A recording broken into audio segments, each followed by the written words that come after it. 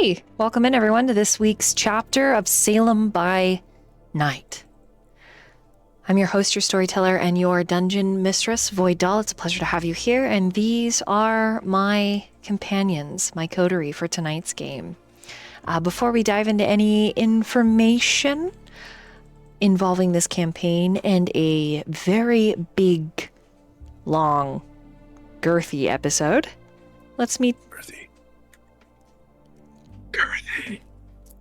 Let's meet the coterie. Go ahead, Val. Take the microphone. Yes, Girthy. I am Valentine, your demonic cafe owner, and I play Xirus Fletcher. He is the Dr. Fucker of the coterie. He is said father of the coterie. I was going to say daddy, but they don't treat me. No, that's weird. Don't do that. Yes! Only Daddy! to Rook. He's only Rook's daddy. Because Rook is such a good boy. But other than that, I guess, man. Honor to Rook. Hi, Kemi VT here. I'm a pirate VTuber dude that makes music and acts like a psychopath on the internet.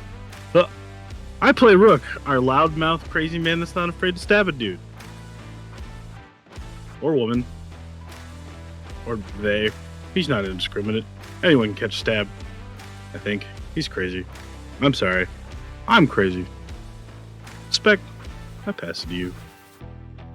Hi, I'm crazy. I was crazy once. No, I actually never stopped being crazy. My name is Spectre Zero, just your average time-traveling dimension hopping android. And in this game, I played Viola Loveridge. Lovely to meet all of you, darlings.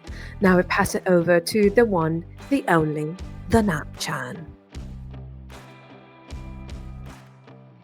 Hey everyone, it's me, Natchan. I play Jericho, the thin blood at the table. Yeah, anyway. Dolly, it's all yours.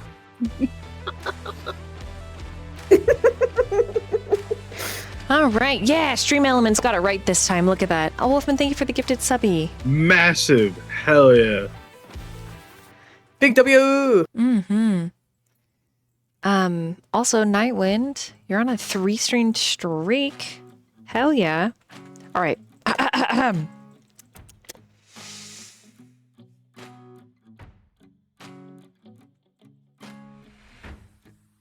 I have so much that I don't know where to start.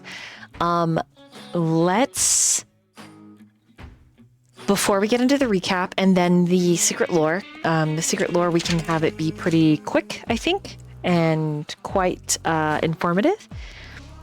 This is very likely going to be the last episode of Salem by Night before a hiatus leading up to a mega episode. And the reason there will be a small hiatus is due to the amount of art, layouts, and event prep for it. We are looking at it happening sometime April. We're thinking maybe April 5th, April 19th. But please keep a lookout on the Discords of everyone here and the Pastel Void, because more information will be there. It is going to be a charity stream. And it is also not going to be on my channel. I'm going to pass it over to Miss Spectre Zero. If you have any hints, ideas, things you want to talk about, since it's going to maybe not be on a certain time traveling dimension hopping, I don't want to call you a werewolf, but Android's channel. Actually, I do want to play a werewolf in the next VTM campaign I'm in. But anyways, what was I going to say? Yeah, so we're going to be doing a charity. I'm currently looking at the World Wildlife Federation, because they're doing a big drive for you basically like supporting a lot of help for, because I love animals, and I think just they're a great organization. I've worked with them, but also Hope for the Day might be one. So one of those two. But we're also going to have some special guests from a certain one shot, possibly. I don't know. I guess you'll have to tune in and find out. But yeah, it's going to be the whole day, guys. It's going to be great. There's going to be awesome incentives. You know, when you donate, you could be helping out characters. Or hindering them. Yeah. Or hindering them. Help. No, just kidding. You can I would much rather not be hindered. I'm already pretty hindered as it is. You know, you could give you could give some love to our DM, who could give love to some NPCs, you know? You are as much as a part of a story, and reaching the conclusion of Salem, we hope you are there to be with us in this moment, because we started here, and it's crazy because we're probably gonna this is gonna be it. We're gonna end here. Yeah. And a big reason that it's going to be hosted on a channel other than mine is the sheer amount of effort for a mega episode. As a lot of my community know, I am on the spectrum, and I only have like so many spoons. Streaming doesn't come naturally to me. In some cases, like being a streamer that entertains is also a little bit difficult for me, but running I wanted to do a charity event. I felt like that would be a really great way to end this, considering that the Salem by Midnight, the epilogue episode that was on Tracker Sly's channel, was like a charity thing. To have it be a charity thing on and highlight another VTuber. We've been doing this for 3 years, and also, this is we actually started like streaming it on my channel and Void's channel. Yep. And then once we kind of got the ball rolling, I was like, like Void felt more comfortable streaming. I was kind of like, oh, there you go. Like, you got this. Yeah. Be free. so it's kind of like like an homage to that, like a thank you. Spectre originally is the one who got this group together. And then Val was like, hey, I know a DM. Yeah. So Val is the one who found me, and then Spectre, so it's kind of like a thank you. This has been beautiful. This has been wonderful. It's been such a long time. This is my first ever Vampire the Masquerade campaign that I've ever run, and I've learned so much in the past 3 years running this game. And I've run, several others, like Bound by Night is like my third or second VTM campaign. So I just wanted this to be a cool big project for everybody, and so everybody has a piece. There's going to be new music that Inu is composing himself. There will be new layouts. Sly is working on those. There's new art of the players from Val. There's new art of NPCs. There's going to be like little promo posts that Nat Chan will be helping probably me put together but I'm sure the other content creators will also put together promo posts. Like, I think there's going to be a couple of different kinds of promo things. But it's a really big event, and all of us are involved, and we all have a part to play.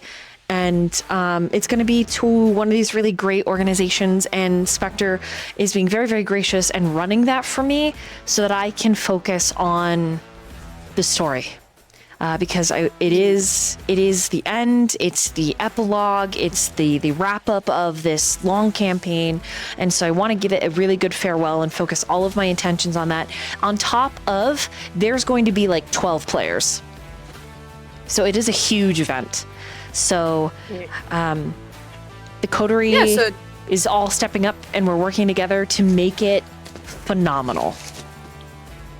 It's gonna be a good time, and Void gets to focus on the story, doesn't have to focus on changing streams. I'll keep times, when we need to do little charity stuff, we can. I'll be all the redeems, everything is gonna be through me, and so I'll be taking care of that so Void can do what she does best and tell stories.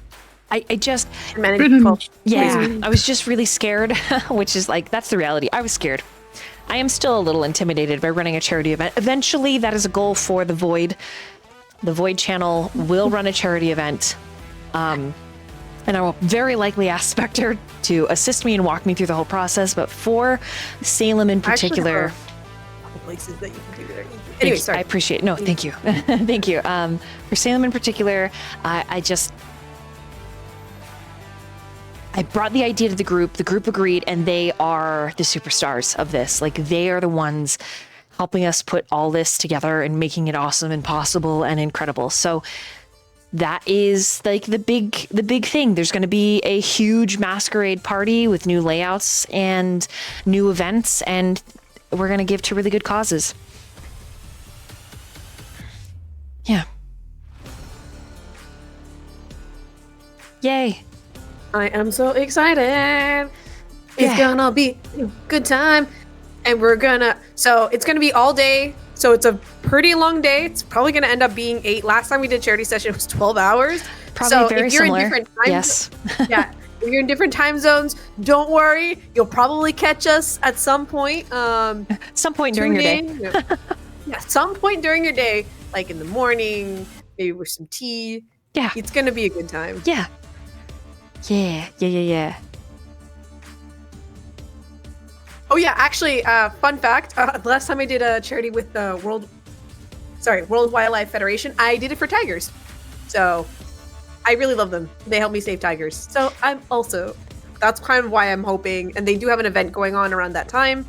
So Hopefully we can make it happen. If this extends longer, we will see what we do after that. Yeah. All right, cool. We'll see. With that, that's anything else? Any other shout outs and or anything from Coterie? No.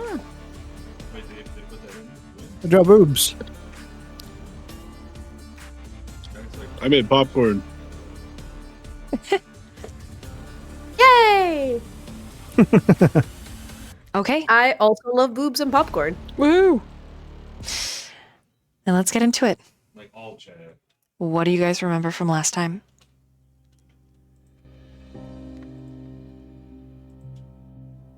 So, Xirus was like, "What's this earring? I'm gonna break it." And then, oh boy, yeah, that turned into a monster. So then he ate A the big god. angry monster. Yeah. So then we had the resolution between Xirus eating the god cookie, the literal blood of Christ, in a fucking biscuit. Sorry for my language. He didn't have a bite. No, he had the whole fucking thing. And he saw sound and tasted colors, and it was pretty wild because Tastes like almonds. Yeah. Mhm. Yeah. Almonds and a little bit of like, yeah.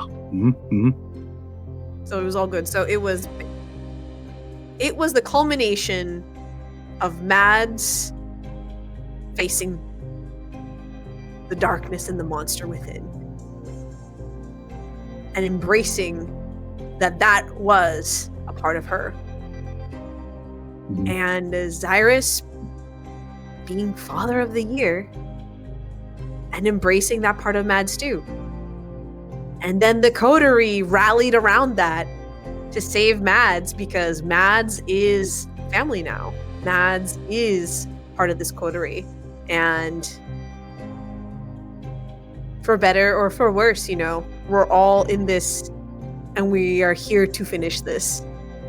And after that battle, and after all was said and done with all that, and we were super hurt and fucked up, hands were lost. Rook almost died. Jericho No, he was ready to die. had an amazing, I want to say Jericho had one of the best rolls ever. Freaking knocked it out of the park. I forget what it was, but I know Jericho's roll basically made sure that we all didn't die. He had an 11 moment. Also, please keep still recapping, but he literally was like 11 from Stranger Things, where he's like, no! And it was super cool. I'm pretty sure that Jericho in tandem with Rook saved our asses, and then Viola was just playing support because that's what she does, and Xirus was the leader and spearheaded that movement, and we were finally able to tame the beast and really remind Mads that we are here, and the Mads that we know and the beast kind of fused together. And then there was a special tidbit because Xirus was like, ooh, I see things, and he saw a certain child with a certain man that you may recognize from the one shot.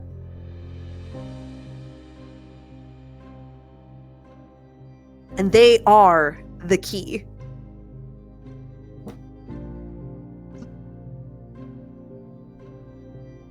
And with all that said and done, we're right now in the hospital with Xirus, getting patched up. That's pretty much it. We had to deal with that whole conflict, so. If I miss anything, please everyone add something. We fought it. It's a good It's really the short general version. gist. We're all pretty beat up. Yeah, we're all like so fucked up right now. Just to give you guys, at least for Viola, she's at 4 aggravated damage. She is looking rough.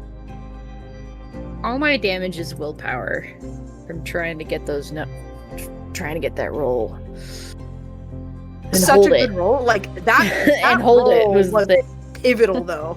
That roll was freaking like that's I remember it being like, I remember Void being like, if it were not for this roll, you guys would be like a lot worse off.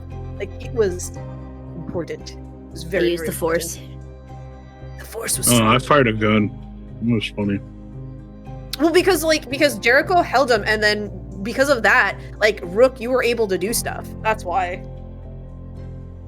And then Xirus was able to because he had God Cookie and saw time God and Cookie. space. Or didn't meet the eye. Yeah. God, cookie. Thank you for picking up what I put down. And with that, we begin tonight's session.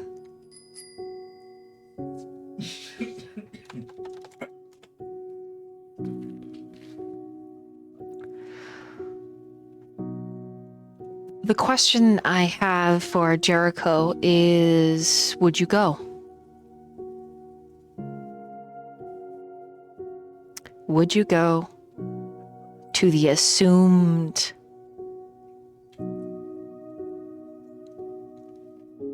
place a Maverick was? Oh, yeah. No doubt. Okay. Does that change if Jericho knows there is an assumed location where Vice Brown is? Would he still go to Maverick? Or would it change? Also, Jericho, you get to recover 1 point of superficial willpower damage. Thank you, Murphy. That's a harder choice for Natalie than it is Jericho. Jericho would still go to the assumed meeting place for Maverick. Natalie misses Vice and wants to go see him, but Jericho doesn't have the same kind of attachment, and he is more interested in Okay. Maverick. Then let me lay it out this way. After all of you, bless you, Jeff, bless you, honey. Chat, say bless you. My partner almost choked to death on a Bless you. bean burrito. Bless you, Jeb. Don't. You're not allowed to die, or else we'll have to. No glug necromancy you. glug, That's- no glug glug choking on the bean burrito, please. Thank you, guys. All right, so for the rest of the party, after all of you all have been patched up, you have all recovered at least 2 points of aggravated damage. Because Xirus is, after all, a doctor. And Dr. Fletcher is an incredible surgeon and specialty doctor. He can make blood do a lot of things.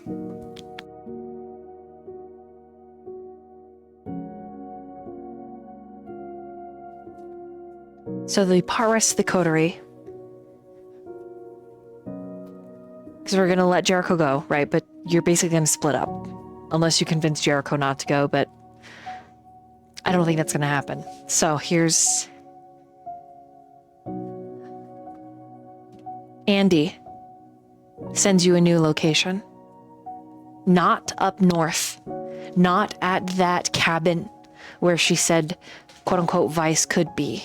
Or the brownstone that's in lower New York City.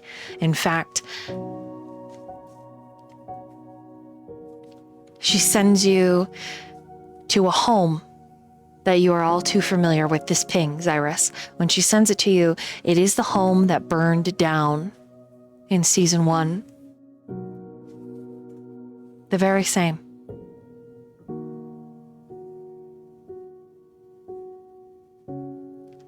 According to CCTV, taken from recent police screenings, so illegally acquired, she says she thinks, after seeing the footage herself, she thinks Vice might be here in the burned down remains because someone is there living in the basement of that ruin. So my question to Xirus is, would you go? Would you go to that location tonight? Would you go with Jericho? Or would you not go? Would you stay and try to manifest your mind around all of the changes to your body? Because that scar on your chest has branched out. The one that's cut over your heart, it has branched out, and it looks like it could be formula, alchemical. But the reality is it's just twisting through your dead veins that have sort of died and desiccated into odd angles. At least, that's what you assume. But that question goes further, because everyone was in the room when Xirus received this information. All of you are aware of it.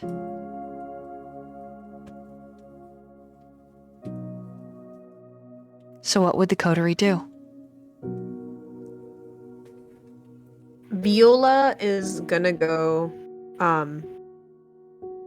see Vice. And it's not because she doesn't want to see Maverick or anything, but Jericho doesn't expect anyone else to go with him. No one else has a tie to Maverick at all. So, he's not offended. He expects people to go see Vice. We need him and information from him, so that's 100% cool.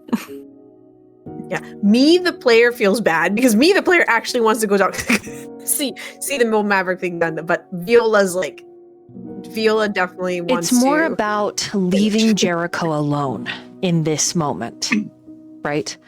It's not necessarily about seeing Maverick, right? Because that's what Jericho wants to do, yes. But him going to this public place alone, that's what this is kind of about. That's why I want to give the coterie the option. Because he can go alone. That's why he wouldn't go alone. Because Rook would go with him. Okay, because Rook also... Rook does have ties to Vice.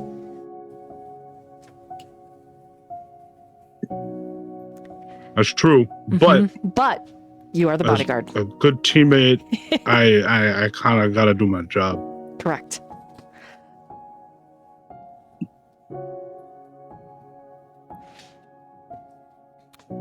Okay, so Viola wants to go see Vice.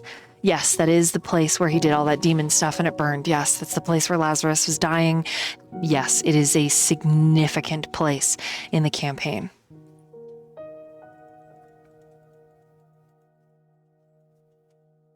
Xirus, it kind of boils down to you.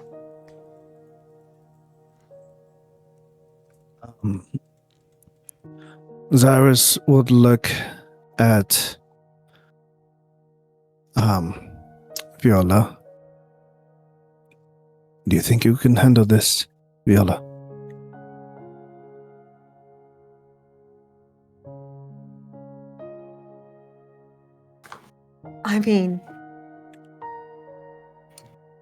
Xirus, yes, I can, but shouldn't you come with us? With me? Vice will help, hopefully, put an end to this and give you clarity about what you saw. Wouldn't he? I think he looks down and kind of like embraces the, grasps the tethers of his shirt, and he says, I would much like to better understand what this is, lest it comes out again. I would much rather be more prepared before I go out and potentially expose this to others.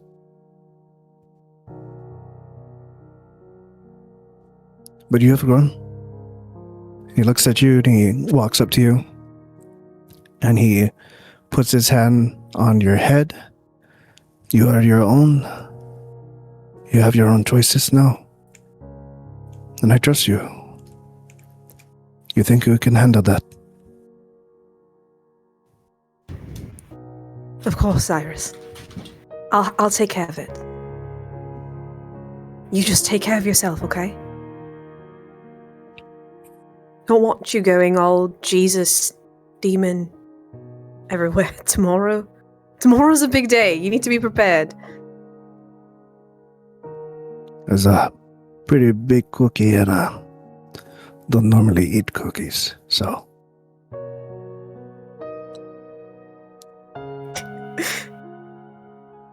I mean, someone as old as you, and the blood sugar and everything. Yes. You just hear like Rook just like groan. Whoa. It flies over Xirus' head. It flies over his head. He doesn't catch You up. can tell Viola's like trying to tell this joke, and she doesn't really tell jokes. She's more suave. So she's like, yes, making old people jokes. But he kind of does this thing where he like pulls you in. It becomes subconscious to him. This is something he hasn't done with you. He like kind of pulls you in, does this like gentle embrace, and gives you a kiss on the forehead as if he did to his daughters. And he'd be like, "Okay, good, you got this." Right. Everyone has their plans then.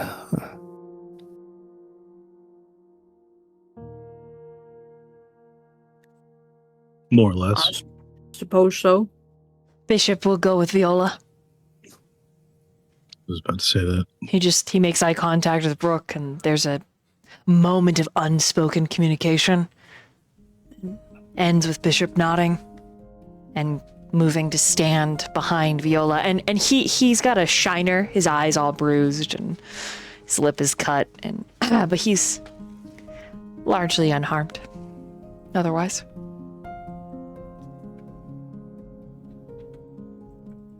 He does mutter to you, Viola. He says, besides, we don't actually know if Ice is there.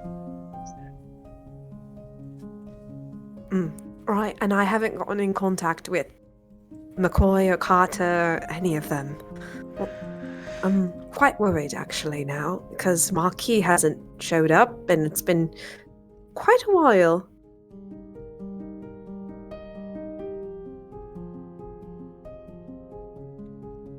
I mean, it's been a couple nights, but he's a busy guy. Yes, but this is before the party, and Elysium, quite important, and I don't know, text message or something. If I know him, he will make a grand entrance. Don't worry. He's pretty eccentric. Seems the type. All right, yes. I think you have some valid points. Perhaps this is one of his, strategies. He is a man of his own ambition, after all.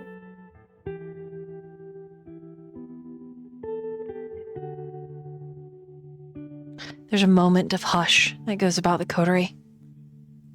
And Kyler is the one to break it. Okay, and everybody's hand in. On the count of 3, let's go Team Xirus. Dr. Fucker. 1, 2, 3. Let's go! Team Dr. Fucker. Yeah, thank you, Jericho. Thank you. Just kind of like with her like fuck you. Some of her nails are like broken and dainty, and she like goes to put her hand in, and then looks at her hand, and you can see like the distressed look. She's like, "I just got these done a few nights ago. This is yay." Rook's got his arm jokingly in a sling, like, "What do you want from me?" It's only one of your Messed up arms, arm. dude. You could have put the other one in. You're not fun. The other one's holding this, pulls like a cigarette. He's like, occupied. Well, they're experienced. Don't worry. Promise. Occupado. Xirus does the thing where he's like he's among the kids and they're doing their things. He goes off to the side, takes a piece of paper, and he writes down something, folds it, and he goes over back to Viola. If you see him, give him this for advice. Viola puts it in her leather jacket pocket next to the gloves that she keeps that are Cadell's with her all the time because she's weird.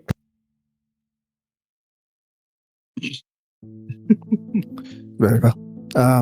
You'll keep me updated, yes? Right, I think my phone is still working. And she checks her phone and she's like, honestly, Kyla, this new... I wasn't a fan of this case. It's not cute. It's not very cash money. It's waterproof. It's sharp. You could run it over with a tank and your phone would be fine.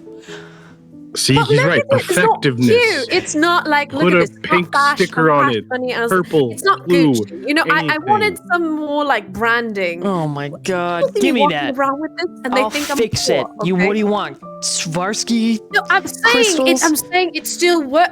Okay, let's later we'll like bejewel it. We'll make it actually presentable for tomorrow. But I will say it's still in one piece, surprisingly.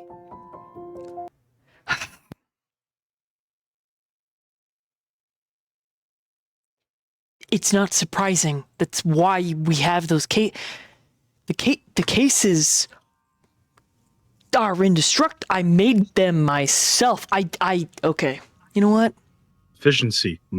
Craftsmanship. Is this what you're Finest. working on in a 3D printer? It was not. Is this like Part of it is silicone, okay? I had to hand cast the molds. Yes, there was a little bit of 3D printing, but everything else, I graded it up. you mean you didn't like buy it off of Amazon? No. Huh. But Kyler does some bona fide work.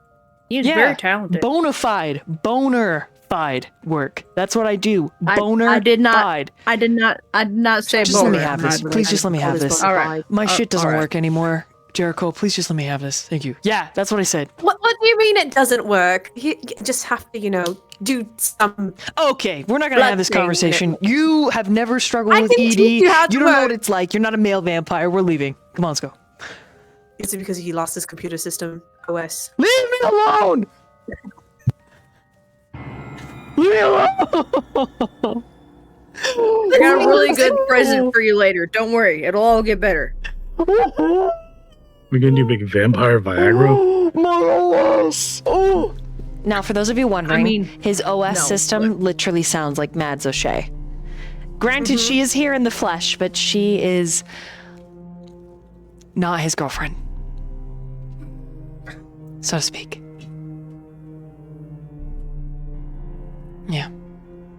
Her heart belongs to another. Yeah. I mean, I didn't mean to make him cry. He just, I was just saying it's not cute.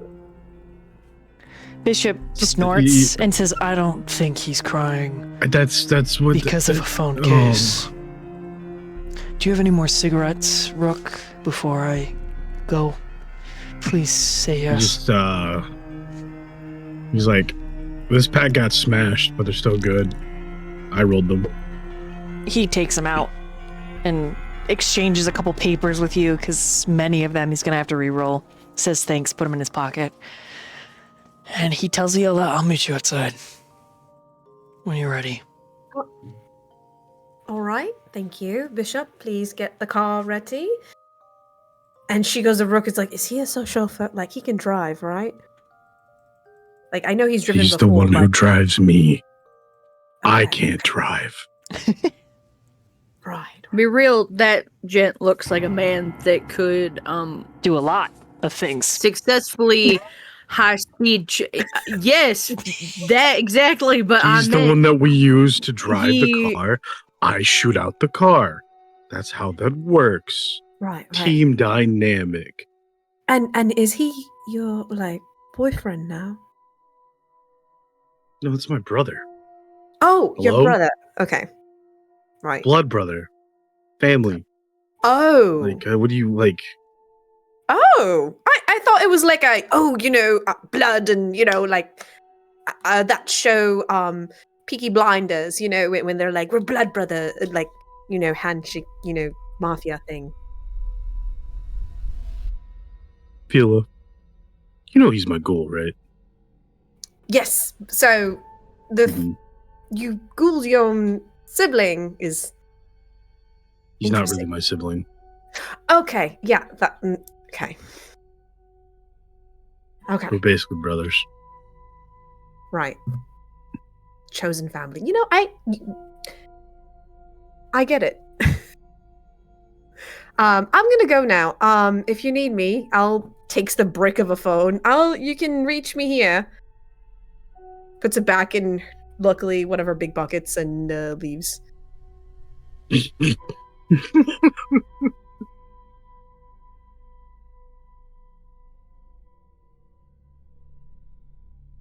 For someone up on fashion, she sure isn't up on other things. This is why I shoot people, stab them, and smoke cigarettes. That sounds like a really questionable lifestyle choice, but you know what? That's all right. Normally, I would say eat food, but unfortunately, I'll I need drive food. then. Since you just Sick. said you don't drive, I'll drive. I'm really bad at it. If you value your car, I highly suggest you don't let me do it. Because we'll get there. Maybe in a lot of pieces. I'm pretty okay at it. I'll do it. We're all good. I look over at my sheet with 0 points in drive.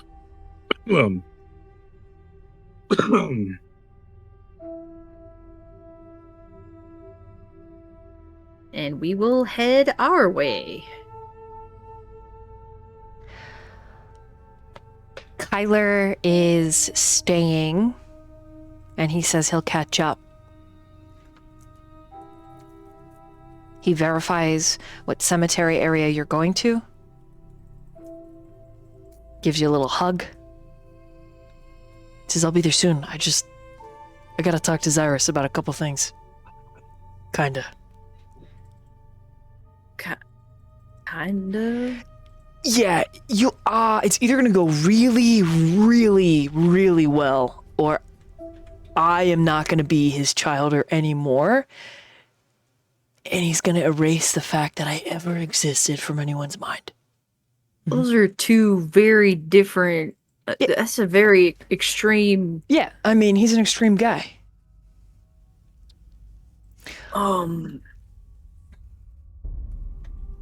Okay, do I want to know what you did? Depending on how it'll work out, I'll tell you everything. Okay. Well, He gives you a kiss on the forehead. And it's really weird because the moment he gives you this kiss, like everything, his whole demeanor changes, and he says, I just really love you, man. I just want you to know that you're my best friend. You saved my life after Lucas, and I'm always going to be grateful to you for that, okay? Yeah, of course. I mean, you're my best friend. He hugs you. I hug him back. And when he's done hugging you, he points at Rook. Like his fingers are making a little finger gun. He's like, and you, Do what you do, shooter man. Keep my homie safe. He's like got his pinky in his mouth, like picking his teeth, like, and the hand in the like the fake cast and sling he's got on. Gotcha. And he salutes you, Jericho, and he turns and he stalks off. And there's just something in the tilt of his shoulders, that seriousness that this man has never carried. And you know that he's bearing a lot of crosses, so are all of you. There's a lot of it. But there's something different in Kyler. You don't know what's changed, but it's a little hopeful. You think it has something to do with his addictions. The blood. That's exactly what I thought. All right. Night's not getting any younger. Let's go. We get in the car. He's like, "Yeah, shoot a gun." Do I know how to shoot a gun? Emergency cases. I'm just curious. I'm not really. I've always been more of a You want a knife? Yeah, a knife. That's fair, yeah, gun, knife. I could use a knife. Yeah. It gives you like just like a simple like combat knife that's got like a little sheath for it. And you can just like strap to yourself and just like. I'd also give you like my backup pistol, just in case. But if you not comfortable shooting, this will suffice. Just in case everything goes crazy. Oh, really hoping it doesn't. But I know, but you know, and just yeah. last time I went to some weird place in the woods, it got a little freaky. We're not going to the woods. We're going to the cemetery in town. Even worse. I mean, it's in town. It's not... Even double worse. Okay, alright. Well, how about if things go sideways, I'll duck and you fire. That works too. Because, if they get close enough, I can definitely stab, but never touched a gun. Understandable. I think we'll be fine. Yeah, it is. It's gonna be just fine. I have it's gonna be great. It's over here with like this fake sling on, thumbs up, like cigarette, like, yeah.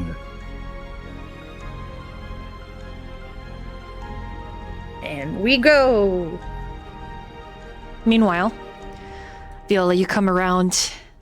You're feeling a little bit better. There's more pep in your step due to the 2 aggravated points of damage that have been healed from Xirus' skill alone. And Bishop is smoking and waiting for you. And when you approach him, I'd like you to roll a wits and insight, please. Oh, thank God you did not say insight intelligence. I would have been crying. Hold on. No. Oh no. Guess who forgot to bring their dice to the fight? Was me. Okay. And what is my hunger at right now? Ooh, I am a little hungry. All right. So, fun fact, Viola is witty. I will say that. Okay, let's roll insight. Okay. That's 1, and then wits. Oh, damn, okay. Okay, 2, 3, 4. Wow. 4, and then... Alright, so it's 4 successes.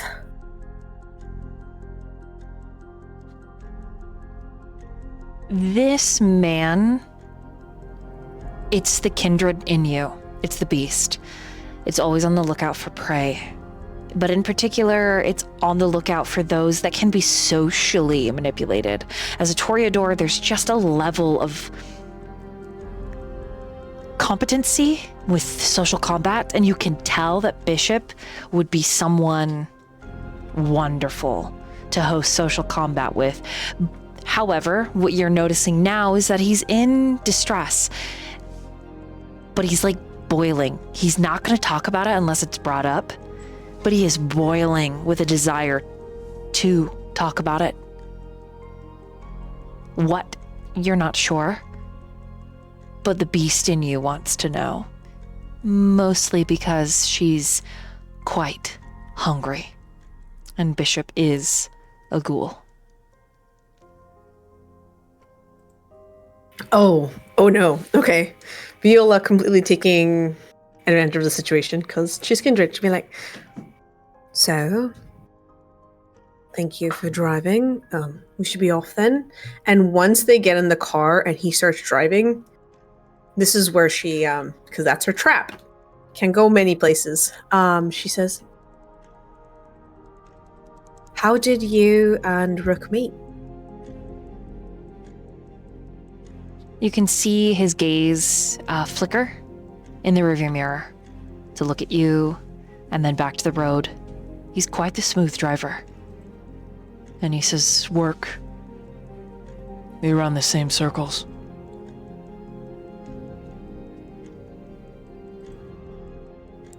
You know, being a ghoul has its benefits, but it requires a lot of sacrifice. Why? Why did you decide to walk this road? Roll a persuasion and a charisma or manipulation because this is a little dual-sided. I'll leave it up to you. Unfortunately, I'm going to do charisma and persuasion. I will say to those in chat, she's how can I say? Can I add seduction? You know what? That doesn't make any sense because I know the way he swings, and he's a very devoted husband to his husband. But Viola doesn't know that. So can I add a little bit of sass to that? Like a little bit of like.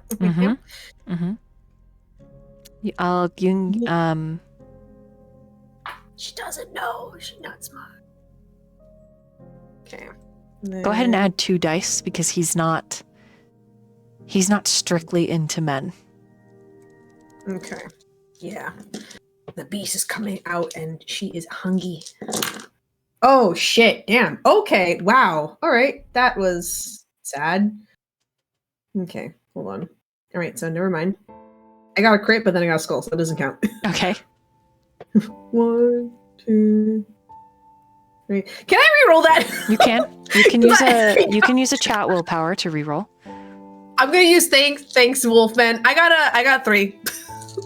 I would have gotten a 5, but I got a 3. So I don't like that. I'm gonna reroll that. Okay. That made me sad. Okay. Because I was rolling a lot of dice and that was not fun. Okay.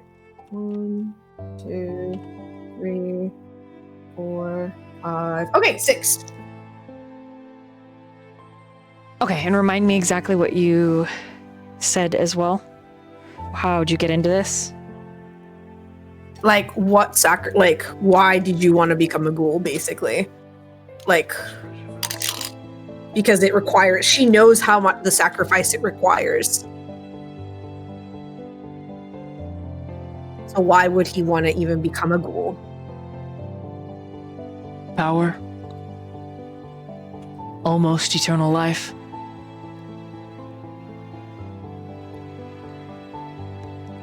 Caring about someone. Wanting to be able to protect them. I mean, tastes pretty good. And you can see like his Adam's apple bobs underneath his scuffed up fine shirt. And you know that he's thinking about it. He's thinking about what Vitae tastes like. And it is very, very potent stuff. It almost gives him like the instantaneous sweats thinking about it. All right. I will say she would have sat in the back because he's driving, right? Correct, yes. Yeah, so she would have sat in the back, because she doesn't just, I have to say this, but she's just like, ooh, driver. And so she sits in the back. She definitely leans in, so she's close to his ear, and she says, so who did you lose? Because no one becomes a ghoul and wants to protect someone without losing something. He doesn't speak at first. And you notice that his hands, even though they're gloved, they grip the steering wheel a little bit harder. And he says, my boyfriend. And that's where we're going to take our first pee-pee break. Ooh!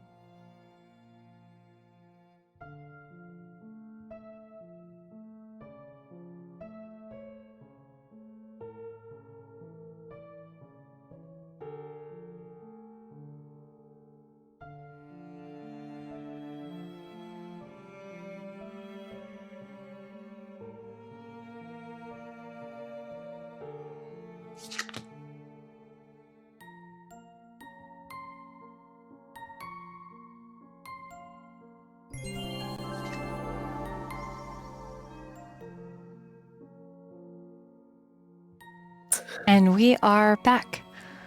With that critical roll on the void dice, it gives advantage to pools of dice for VTM. Oh. So, Oh, entire pools? Kind of Wow, five. really? Mhm. Okay. That's crazy. Shoot. Mhm. Okay. Wow. All right. I'm gonna. Wow. Wow. I'm really excited. all right. Hell, I didn't know man. So we're going to meanwhile to Xirus and do his part of this story. Because his player has to rest from his labors sooner than later. Xirus, where do you go? The moment that think- you're alone and everyone is supposedly on their way. Yeah, I think he will go to his sort of like lab, if you will. Okay. And he's taking a moment there for the first point to kind of catch his breath. I think after all that just went down, he tried his best to be a present father, to be a steel rock for the party, for the coterie, and he had a face, to put on for them. And this is his time to breathe and shake off all the anxiety and fears that he was feeling, but repressing.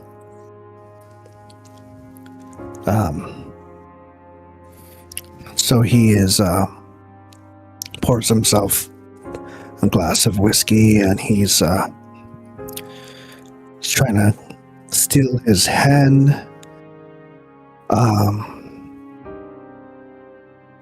He's just breathing and focusing on that. And he's there for a bit on just doing that. Before he takes off his shirt, props up a little mirror on the table to look at the damage and the effects. And for the good hour or so, he is literally just jotting down notes on his observations and then his analysis, his hypothesis, and the potentials of what this could be. Pulling up texts from other books as he pulls them out, and he's researching, trying to understand whatever he can of oblivion, of this creature that he decided to carry for Mads, this pain. But yeah, he just takes a lot of time to understand it. He takes some time to look through blood rituals of sealing, control, anything to help him prepare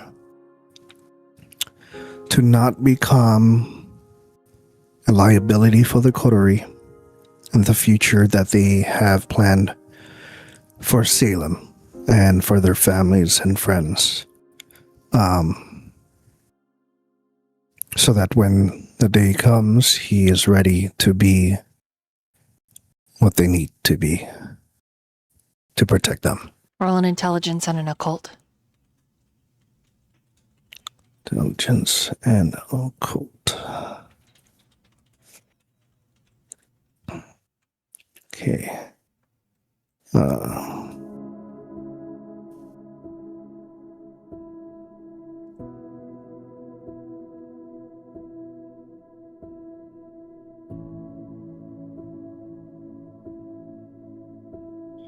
That is a 6.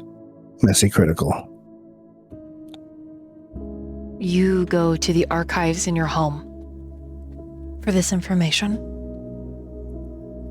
Old and ancient tomes written by other warlocks. Tremere, like yourself, if you can even be considered a Tremere at this point.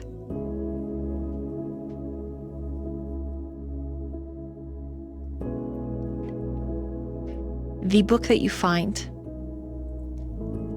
scholars would call it, or could call it, an old book of psalms, of poems,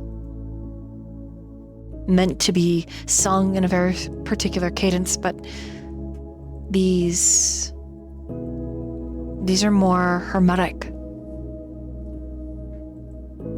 meaning old alchemists wrote these. Sorcerers witches, wizards, whatever history decides to call them.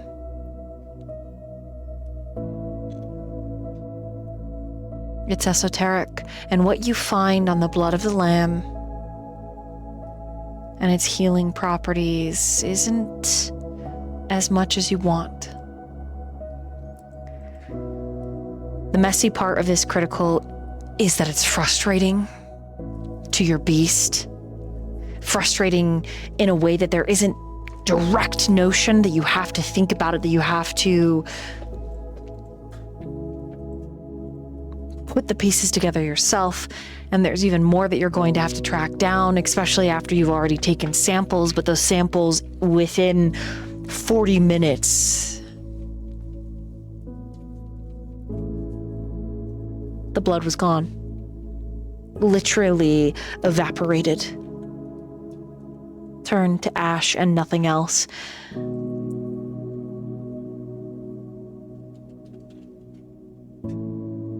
Throwing the psalms across the room. Light, but still aggravated. As they passed over your vision, blocking the doorway for a moment, and then they land, the doorway is clear, and Kyler is standing there.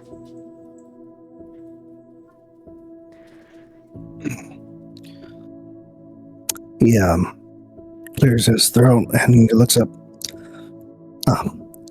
Yes, Kyler, how can I help you? Can I ask what you're looking for?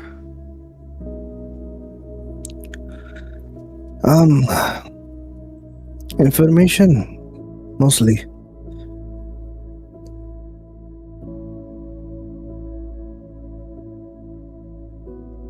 On the blood of the lamb?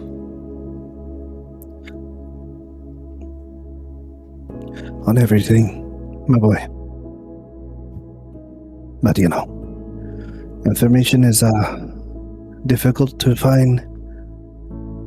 The more deeper this all goes, I just gotta take more time. But please, is there anything I can help you with?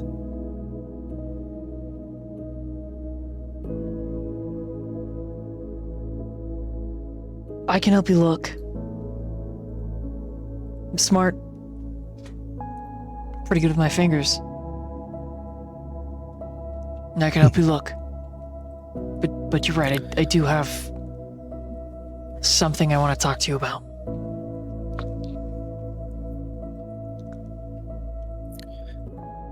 He puts on his shirt, just buttons up a few as he pours another glass, and he kind of gestures if he wants a glass as well. He will absolutely take one. And then he'll pour him one. Come here, sit. What's on your mind? He picks up the little booklet that you threw, and he kind of glances through it a minute as he brings himself over to the chair and lowers himself, takes the drink, sips it. As he slides the ancient text across to you, I'm sorry about Kadal. I know that these are his, and that he trained you in a lot of ways. I don't know if anyone's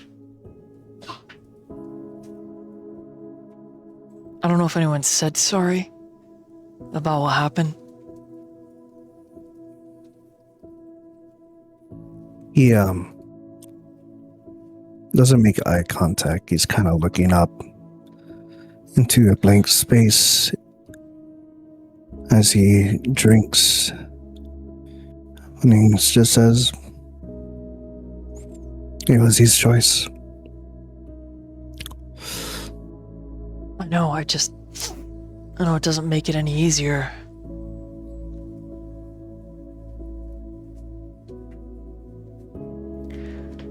This stuff that you're looking into, I know a thing or two about blood. In fact, it's actually why I'm here to talk to you.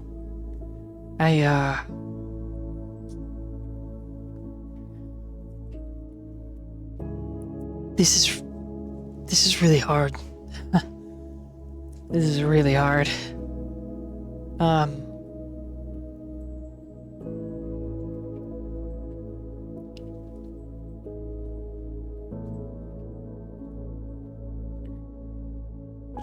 He just quietly listens.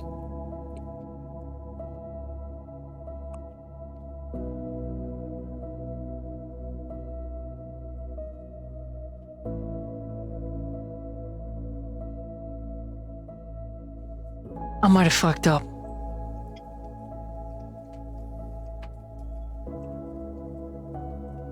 Like in a big way, I guess.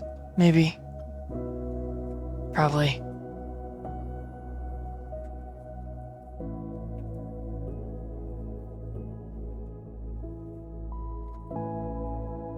I'm listening.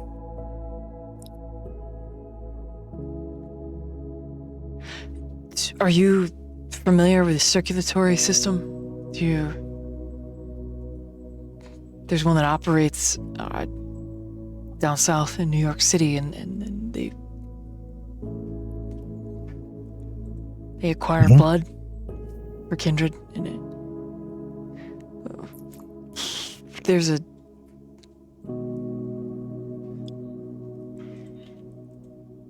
an opposite side of them, and they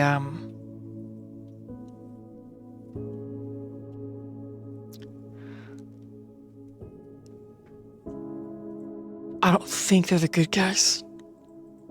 In fact, I know they're not the good guys.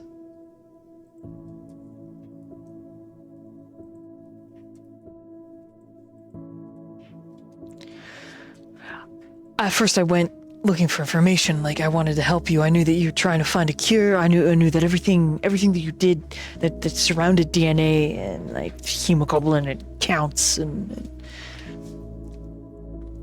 all of your research and analysis, it had everything to do with this. And then I discovered that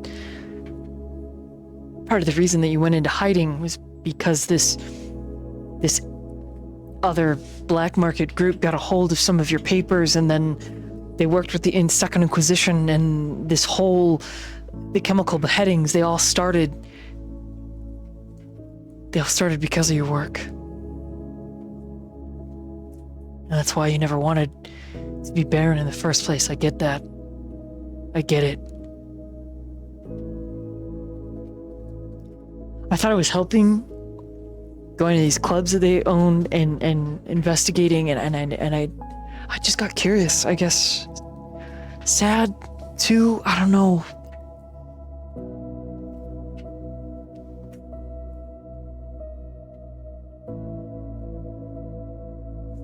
Xirus, I fucked up. Like in a big way. Like in a big, big fucking way. What did you do, Kyler? I really wanted to help. I really did. I wanted to help you. That was my goal. But then I just kind of got caught up in it. I just had a taste, and then I just kind of started to spiral out of control, and now I'm in a hole, and I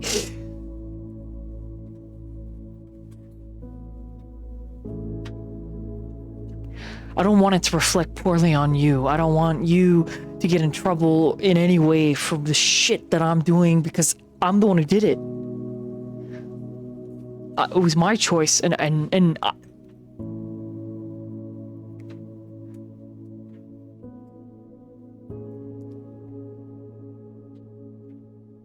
killed someone. What did you do? I killed someone, and I didn't stop drinking, and I just kept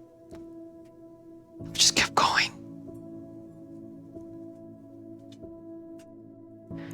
And he deflates in the chair, hanging his head.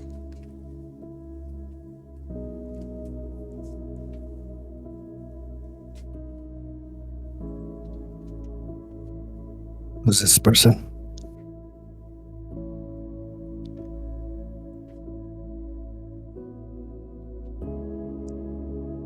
kindred.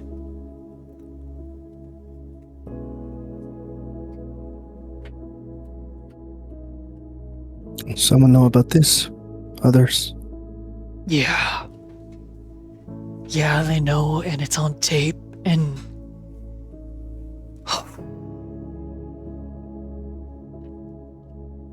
I've been taking people and delivering them for the past year, and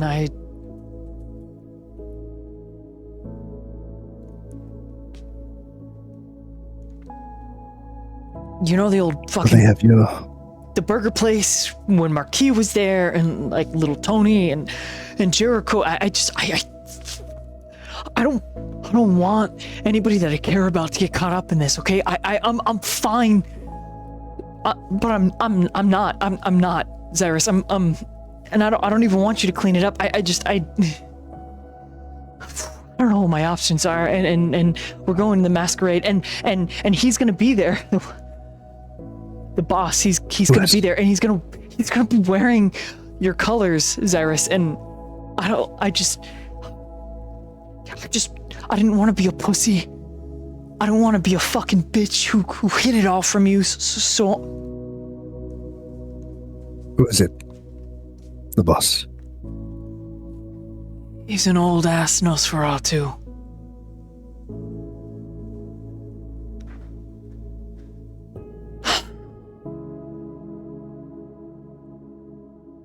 He's got a couple names, couple titles. But apparently he's lost his shit and gone off the deep end. I tried to find his real name, Xirus, I did. But all that came up was a search that a lot of his roots are in the Virginia area. And he was called Smalls.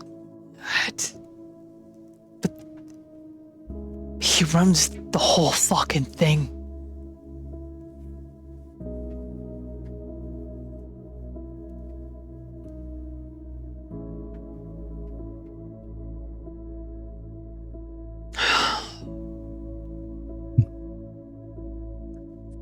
I'm So sorry. he has a blackmail on you then. Yeah. Is that it? Pretty sure everybody I bring to him is people that are threats.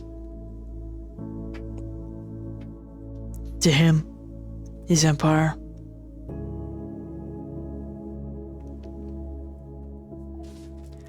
Some people around here, they call him the Rat King, but I don't fucking know. I mean,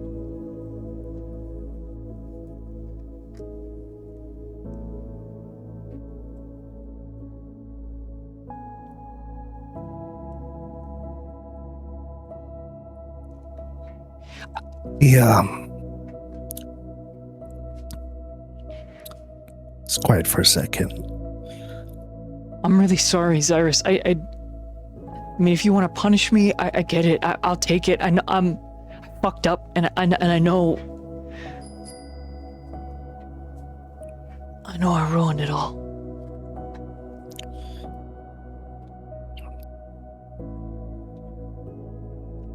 He finishes off his glass. He looks at him. Just walks up to him. And he will put his hand on the back of his neck, pressing Kyler's forehead to his chest. And he will just say, if every time a child falls, their parent disowns and punishes, they will never learn how to get back up. We'll get through this, okay? You understand me?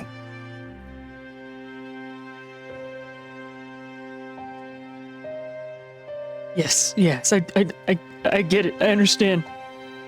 I'm so sorry. There's so much more. I just lost Lucas and I had nothing. We lost Lucas.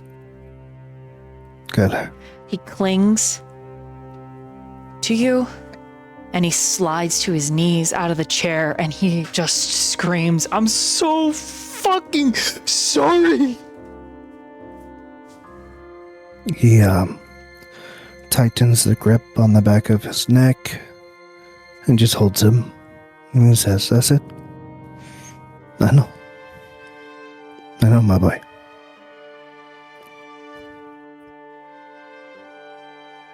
You can see with your sense the unseen, the black veins in his aura, meaning that he has diablerized a kindred.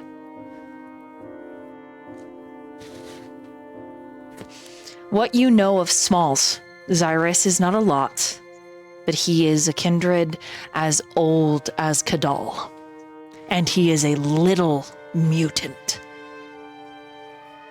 However, he has one of the most powerful enforcers of a childer known the East Coast and all kindredom. She is only called the Beast. Whoever Kyler diablerized, this little Nosferatu capitalizing on it, not outside his wheelhouse. Smalls is not necessarily a force of evil, but he isn't a force of good either. His rats are incredibly supportive all throughout the East Coast, but he himself has designs that tunnel far and deep, deeper than the roots of the ivory tower that is the Camarilla, or the Anarchs. Some say that he was there in the First Inquisition. That is how old this little mutant is. Supposedly.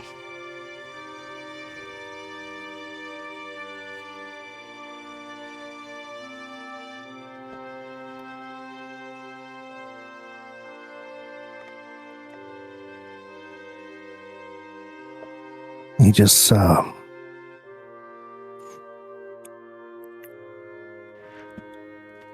reassures him and comforts him for the time being until he can hear him catching his breath and relaxing. He doesn't rush it. Doesn't say much of anything else.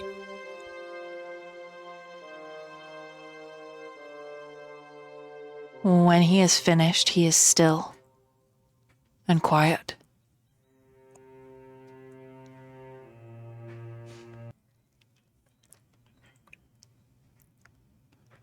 And then he shifts and looks up at you.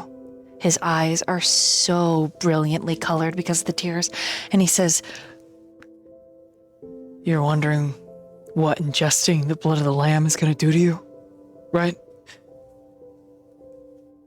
That did other things, a monster, etc. I can tell you a couple of theories. They're based in actual intelligence and not the rest of my stupid behavior.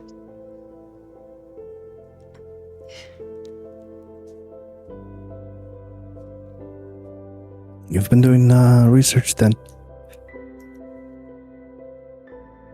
Like I said, I just wanted to help you find a cure.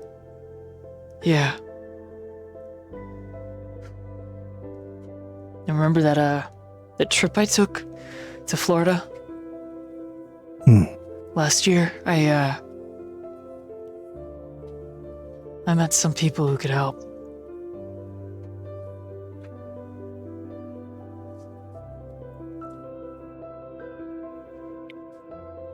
I see. Tell me.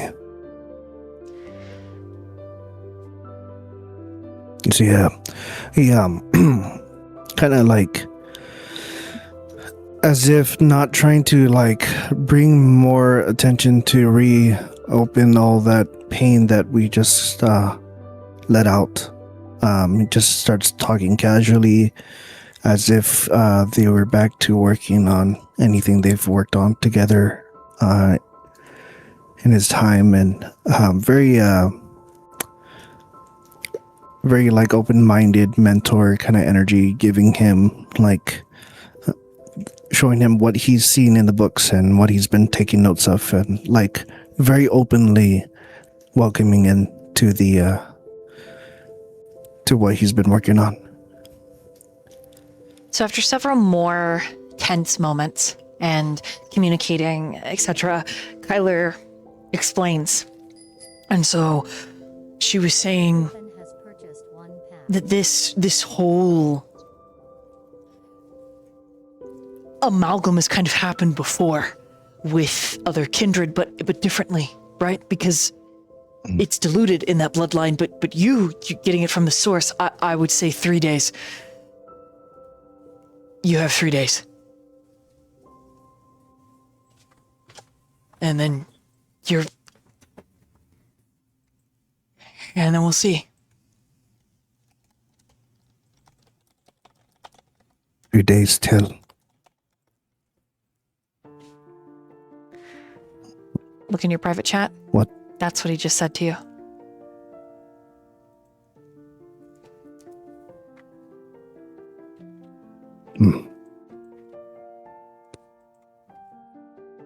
All because of a cookie. Huh. All because of not only a cookie, but the cookie, like Last Supper biscuit.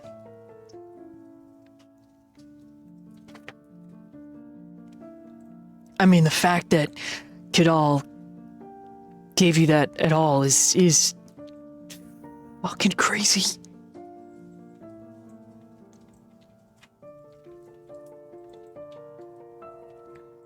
In that case,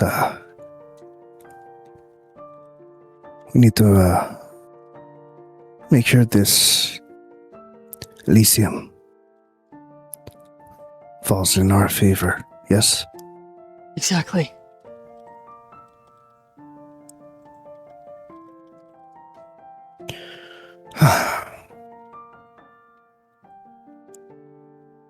Were you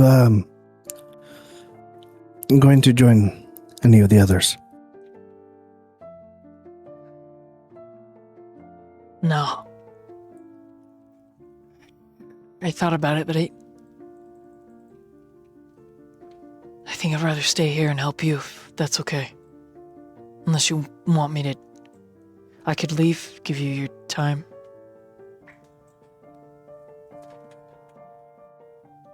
Yeah. Just grabs the back of his neck and it's kind of like a gentle hug in a sense, and goes, "Good. Come on, my boy. We have work to prepare for. Yes."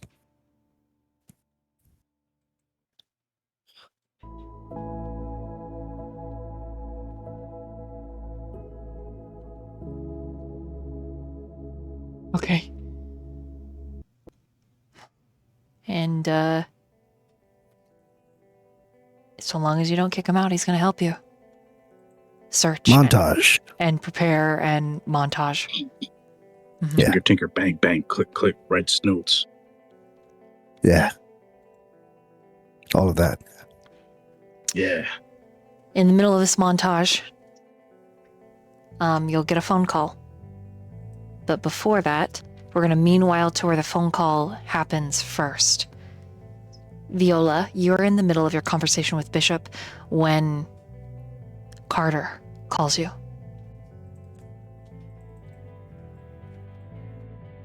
And I'm assuming you pick up.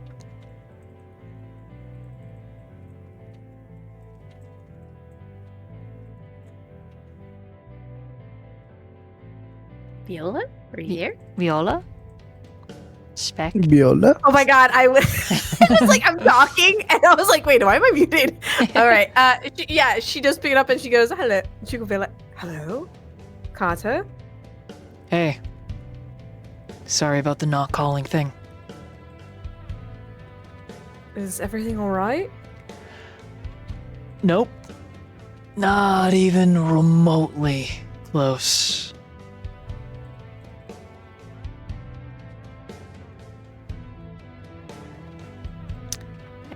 Okay, par the course. And he's It's been dead. a really rough night. What? She's dead. What do you mean she's...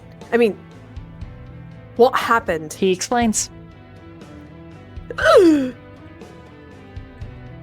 Some kind of directive to walk Fuck. out into the fucking sun. Yeah. Look, I don't know what the boss man has planned. All I know is McCoy's found some information and I need to get it to Xirus.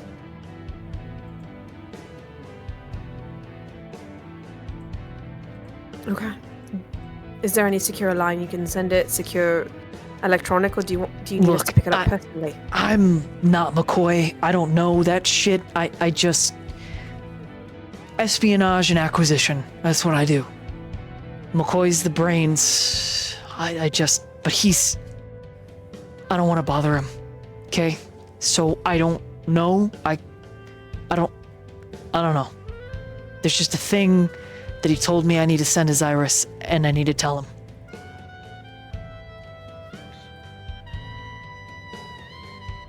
Okay. Do you need us to pick you up?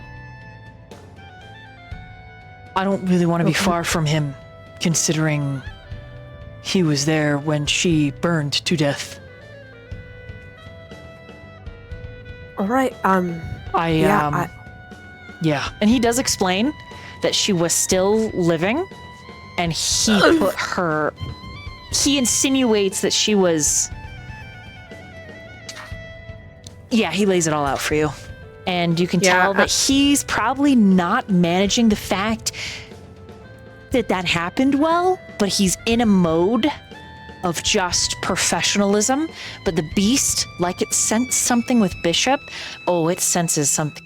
Carter is vulnerable right now. No. why are you doing it? Because you're like, You know when you tell 300. Void one thing like months ago? I told her like 6 months ago something, and this is all coming back to haunt me. I just want to let y'all know that. Be careful. Be careful what you wait for. All right, I guess I'm gonna. Oh, God, I have to play it out. She said, "Listen, Carter. I mean,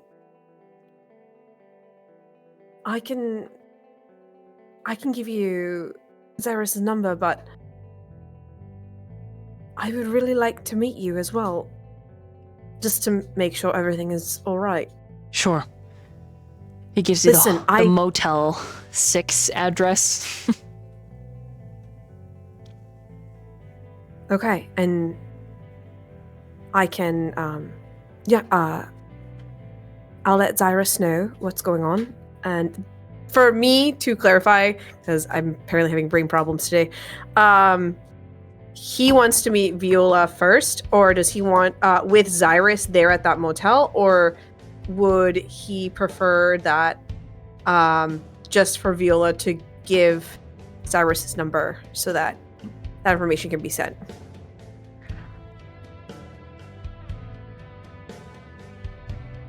You're not sure. 'Cause He's she not very went- clear.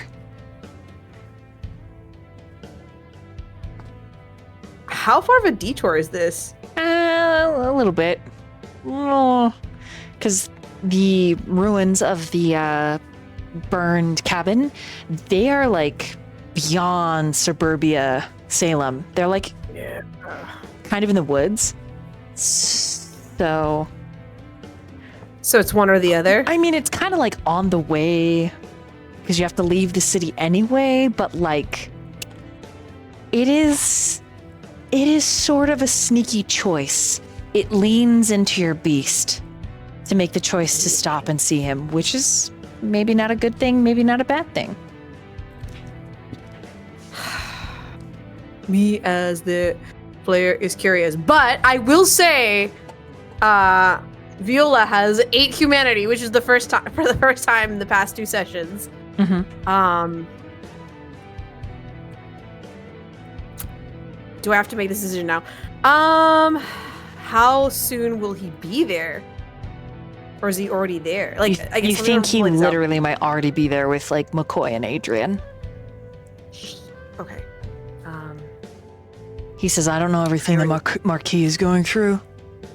Oh, if Adrian and McCoy are there, then she's definitely gonna she'll be like, all right, let me contact Xirus, get all that information for you, and let Xirus know that where you guys are. Cool. Because if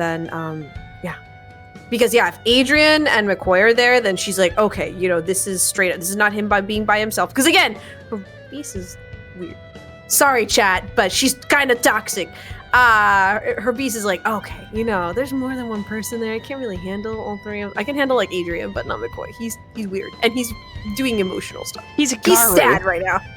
Yeah, he's sad. Okay, he's not weird. He's a motherfucking Garu. Listen, he killed the love of Viola's life, all right? So it's not his fault. Viola forgives him, but she's scared, okay? She's scared to be alone with him. I'm not gonna lie about that. There is that tinge of like, he could murder me. He does let slip that Adrian and McCoy are in the next room over. I don't know if that affects your situation. Your choice.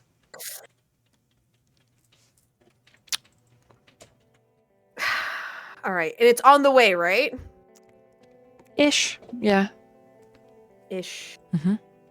All right, what she's gonna do is she'll be like, all right, I'm on the way to...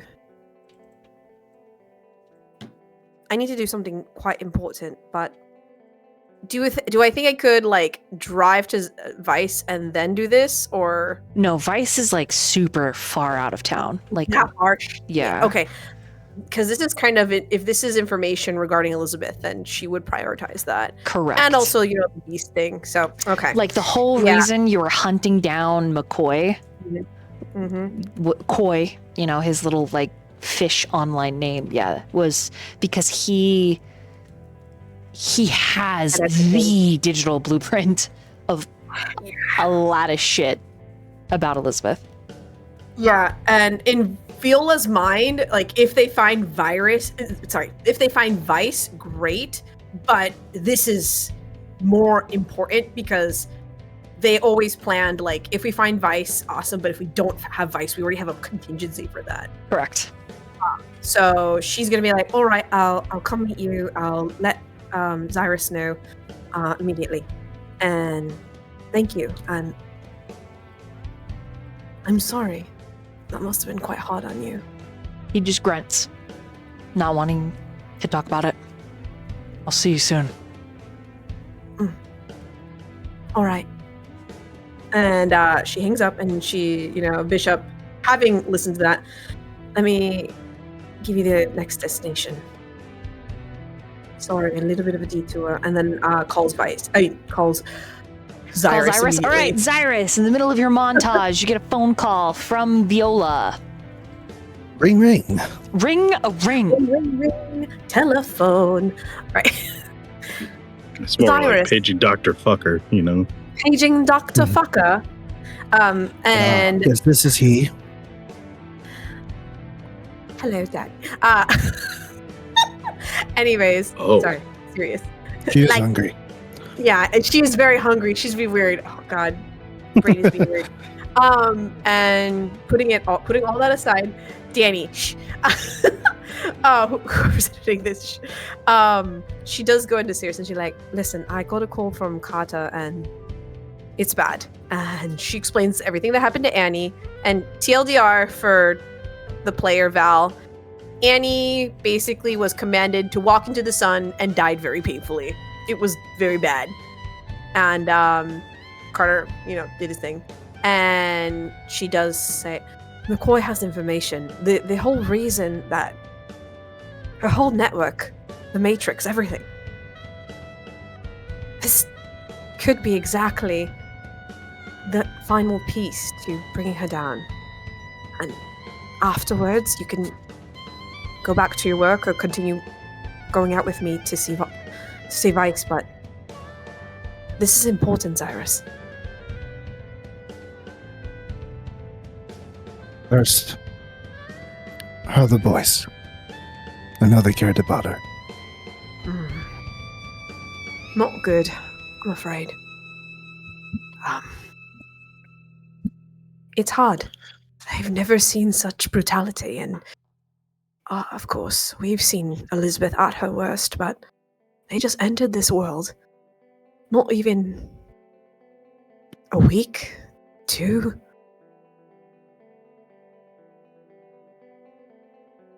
Should have done better to protect them. It seems like the Marquis... Something happened. I don't know. There's nothing we can do on that front for now. We can do something here, and possibly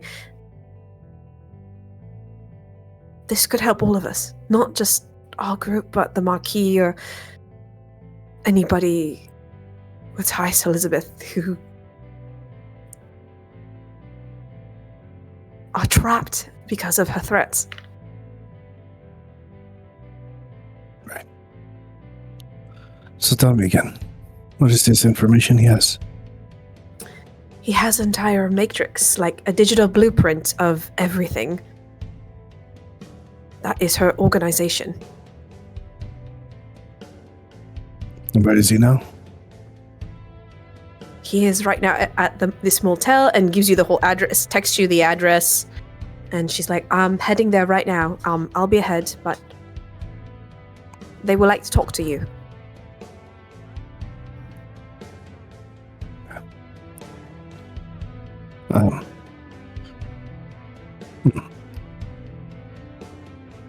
I wonder if it's best if they come here, where it's safe.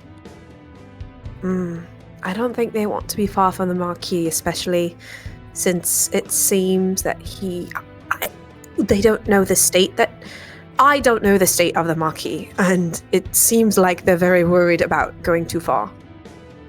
So once we get talking to them, perhaps you can convince them otherwise to come to the compound because it's safer. Okay. See what you can find out, and then we'll take it from there, yes? All right. I'll see you at the motel. Or will you be staying? Okay. All right, thank you. They personally request you, so I think it's... Understand. All right, I'll see you later. And she hangs up, and she apologizes to Bishop. I'm quite sorry. I guess everyone's having a rough night.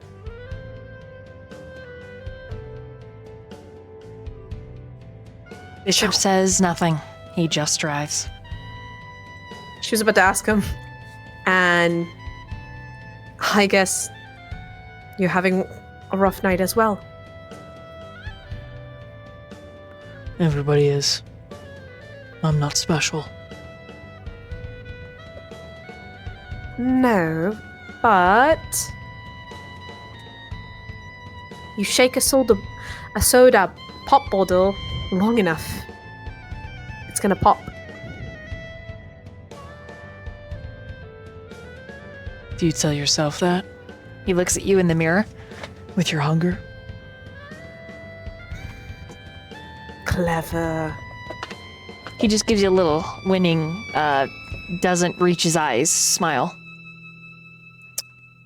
She gives him a very toothy raptor, like a predator grin. Yeah. It's like, oh, I see you. Like, you're gonna try to fucking out predator me? You're like, yeah, no, fuck that shit. We stopping for you to feed before we get to these other ghouls, or we're gonna. Ooh. just curious? No offense meant. Well, how are you gonna feed me? There are plenty of streets. People trolling this time of night. Listen.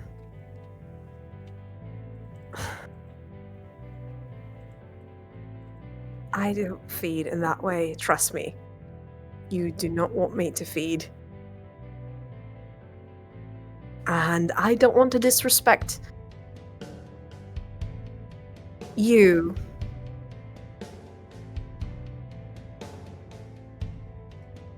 Oh, you think?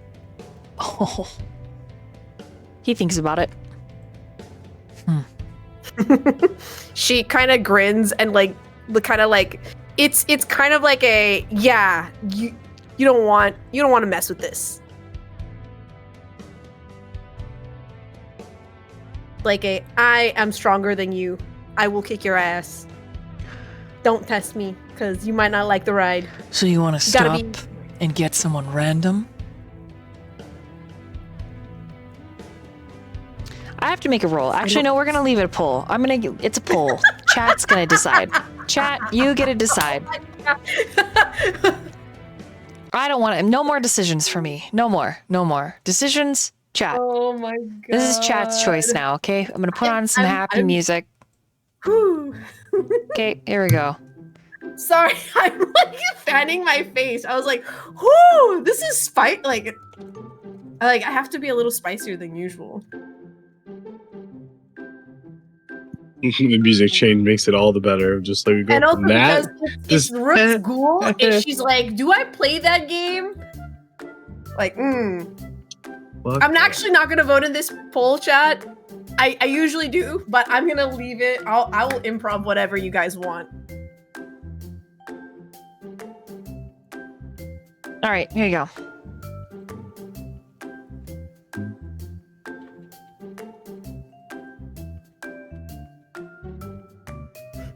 I will not look until it's done. Oh, this is gonna be great. You can vote as many times as you'd like. The dice roller, it literally is up to Viola's dice. So, yeah.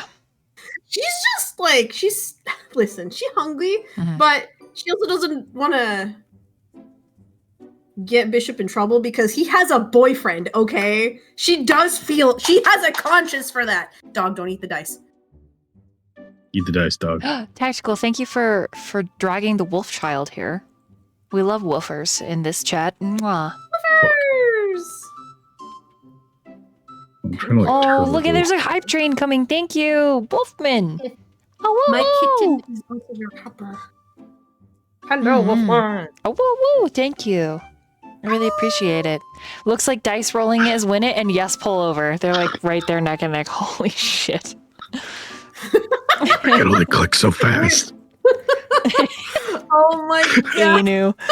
Oh, Why do you want I have a lot of He has points, a dude. What do you want me to boyfriend. do with He them? has a boyfriend. I feel a little Tactical. bad What about are that. you doing? Thank you for the gifted Because the player subs. feels bad. Viola's kind of like, Everyone from dead. Tactical, you have a chat willpower, which means you can re-roll as many dice, including hunger dice, in your pool, or just re-roll the whole pool. So everyone's got one. Yeah. Bro. Thank you. Can only click so fast, please. What are you clicking? Yes, pull over? What are you doing? Which one are you voting for? No, dice roll it? Because dice roll it's winning. It's more funny than it just like because I can see people are still voting, so I'm just like Griffin, just like thank fuel to the you. fire. Level 2 Like, complete. one of them? Woohoo! And I just swapped to the net to another one. Oh, Just wow. like, you just know that I might break him, Oh, right? no, like, fine, something else is happening. Look at this. Oh, like oh, neck and neck. I might break this poor man. Oh, Okay, I'm just you think letting he's you like, know. oh. Like, she is Give some not credit gonna here. fucking play around with this dude. She's like, nah. I would just guy. like everyone to know that has I a was boyfriend. voting for no, find the fuck Find someone someone else. else. But no, everyone seems to have a different idea. I think the RNG aspect Yeah, where he's so the mad dice at is me. rolling and we have to live with the decisions so more funny. bad. That's just me though. Thank you guys for the level 3 hype train. Look at this. Can we have it like it's a dice roll and you set the DC whatever Look at and that. you tell me what it is? Crone of Crone. Oh, hey, look, Crone. Crone. Crone. Dice roll it. All right, Got Viola. All right.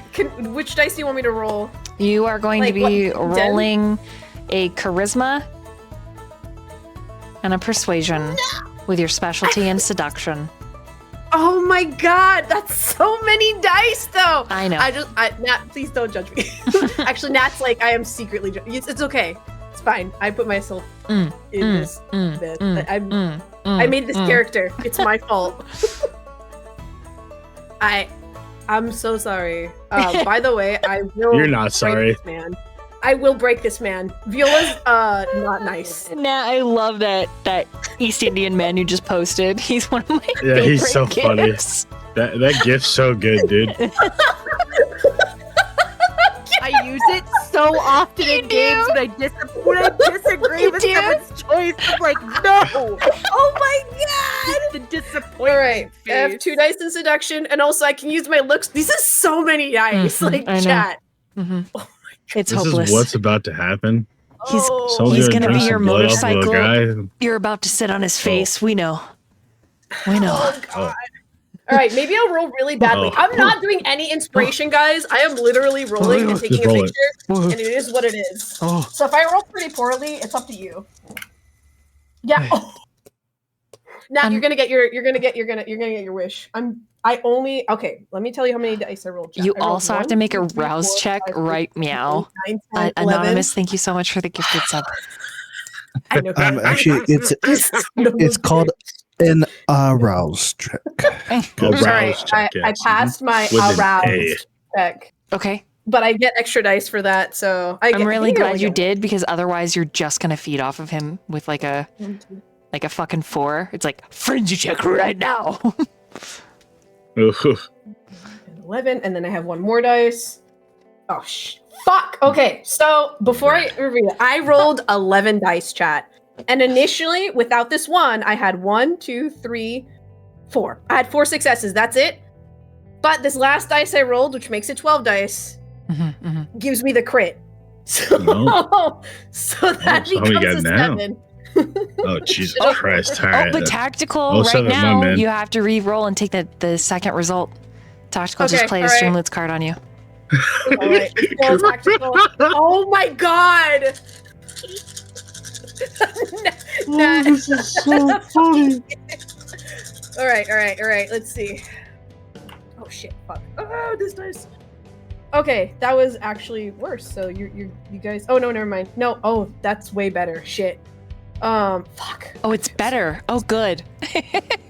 Tactical, it's me. I'm the problem. This is even better. Oh, fuck me, Jesus. Oh god.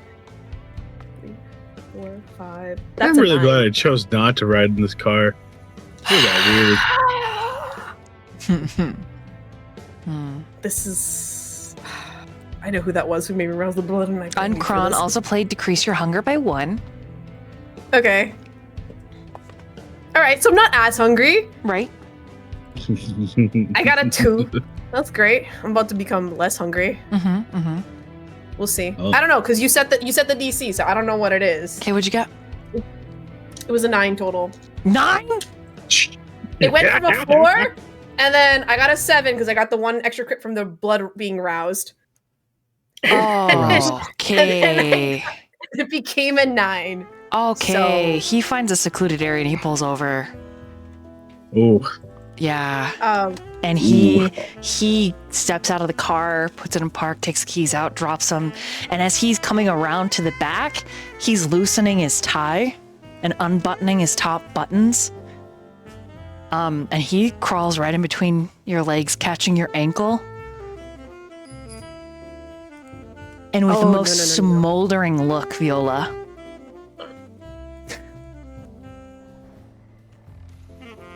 And she grabs his hair, pulls it back, and she's like, "Good boy." You've got a sparkly hat on, which he immediately takes off. She will like run her hands through his hand and just like, you know, when your hands touch your like the back and they give you like the goosebumps. Yeah, that. Yeah. No, you grab the center console as he starts kissing up your thigh, and he says, You don't have to be gentle. Not with me. and his tie that he's pulled off. You're grabbing the center console, like you're gripping it as he is just trailing feather-light kisses up to the apex of your hips. Oh, she's gonna. You break his center console. You squeeze it so hard, and the minute he kisses the very center, that little button, you let out a and you break it, and he's like, "That Viola." Because of the stream moves card that was played. So right now you got to be violent, and you are. You end up tossing it. He ties your one wrist, and then he ties the other wrist behind your back, and he holds them tight, and he's like, Naughty girl. Don't break any more of my car. It's funny you think you could tame me. And she will grab his thighs and push herself forward and land on him. She's like, so silly to think that you could outpower me, but I like a challenge. And she takes the hands that are bound because she's sitting on him. Mhm. And she puts it in his mouth and moves down. okay. So You with told me not to some be gentle. with some finagling, and it is. The car does start beeping because it's like, hey, idiot, you left the driver's side door open, but you are lost in limbs and teeth and flesh, and it is. You feed in the way that your beast feeds. And as I'm getting a little flustered. As you are bouncing, God. and he is holding on to you enough to bruise, but By not the way, enough. I am writing this man. I'm Yep. just gonna say it. Yep. Like, he's not. No. Mm-mm. Yes. No one. I understand. I have a visual. I understand. Adult imagination. I get it. Let me put the tag on really quick. Hold on. I don't want to get in trouble. Twitch. We didn't describe anything. It's fine. Okay. There it is. He's loud. This man doesn't usually talk very much. And when he does, it's like maybe when he has like an emotional blip or he's annoyed at something. He's very vocal. And it's very good for your beast's ego being called names like dirty slut and good girl. He's good. He's very talented. And afterwards, in the kissing, he bites you hard enough to make you bleed, Viola, so that he can lick it from your mouth. Because he's nasty. And he's addicted to kindred blood. And I want everyone to use their adult imaginations as he's finishing kissing you, and you have brought him to his everything, and you experience a climax yourself because you have 8 humanity right now. And as he's holding your face, and you are still in control, you're still on top, he says, That was amazing. Holy shit.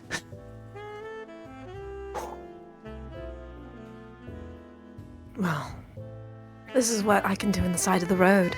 Imagine what I can do in the bedroom. And she purrs. I can bring all your wildest fantasies come true. he grins. Just ask. Like a good little dog that you are. You gonna make me bark too? Crawl to you on my knees?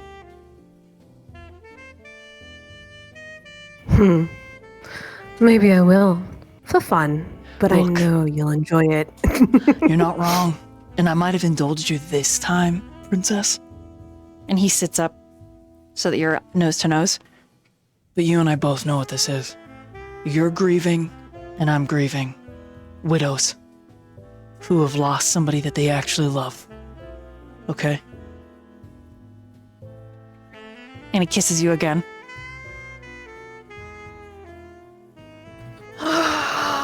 I hate. And she's like, you know, you don't have to be so honest like that. I don't like when people see right through me. Okay. I know exactly what. And he's gonna kiss down your neck and say, "My turn." And he's surprisingly strong because he is a strength-based kindred ghoul. And he grabs a fistful of your hair and he's gonna push your face against the window, and he's in control from behind. And unless you stop him, that's where we're gonna meanwhile. Because you get a little bit waylaid, and we're gonna meanwhile over to Rook, who's like, and You and see this Jericho. like, oh, dude, my nose. Someone's talking shit. Mhm. There's some. I didn't know vampires could steal. So, there's some Kleenexes in the glove box there if you need. No, I was just kidding. This is a joke. Oh, Viola, you haven't hung up yet. I'm just joking. oh my god! Dude, that'd be Please hang so up. Funny. Kyler would be like, no, let me listen. Damn, he's clapping it. Leffy. He's She's just like, you just hear that. I put the phone in the console, you just hear that crack, and then the different sounds. Oh, Kyler. God, that'd be so. Kyler would just be like, God damn, clapping, barking into the phone, and he'd be like, you know what, I'm gonna record this and I'm gonna make him buy me shit later. My dad. What's a little blackmail between friends, right, Xirus? Take that phone outside of this room right now. He just gets distracted. Like, just dropped one of the fucking tubes. Kyler literally would be like, oh my god, he just called her a slut. Oh, he said she's dirty and little. Oh. I imagine Xirus would be like, shut up, Kyler. Play by I need play. this right now. The game. The full game. Please, Kyler, we just had a moment. Don't ruin this for me. Oh my god. Sorry, that was damn. That is not what I was expecting for Bishop, but you know what? Hell yeah, Bishop. Hell yeah. Good. I mean, but also sad, very steamy adult relations in the back of a fucking sedan on the side of the road in the woods. Okay, sweet. Jail. Anyways, Yeah, horny jail for all of you. You know what you are. Sorry. I was Freaks. here. I'm so sorry. Kidding. You're Guilty, right. Your Honor. That was great. That shit was funny. Oh my god. Oh, that was good. Viola's got that dog in her. Okay, I'm kidding. All right, I'm done. I'm done. I I'm know, done. really, literally. I'm done. I'm done. Yeah, the dog was Bishop.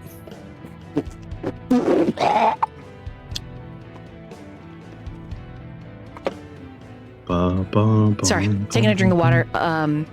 Meanwhile, Jericho in the much and- less spicy car. Yes, Bishop and Jericho, you have made it to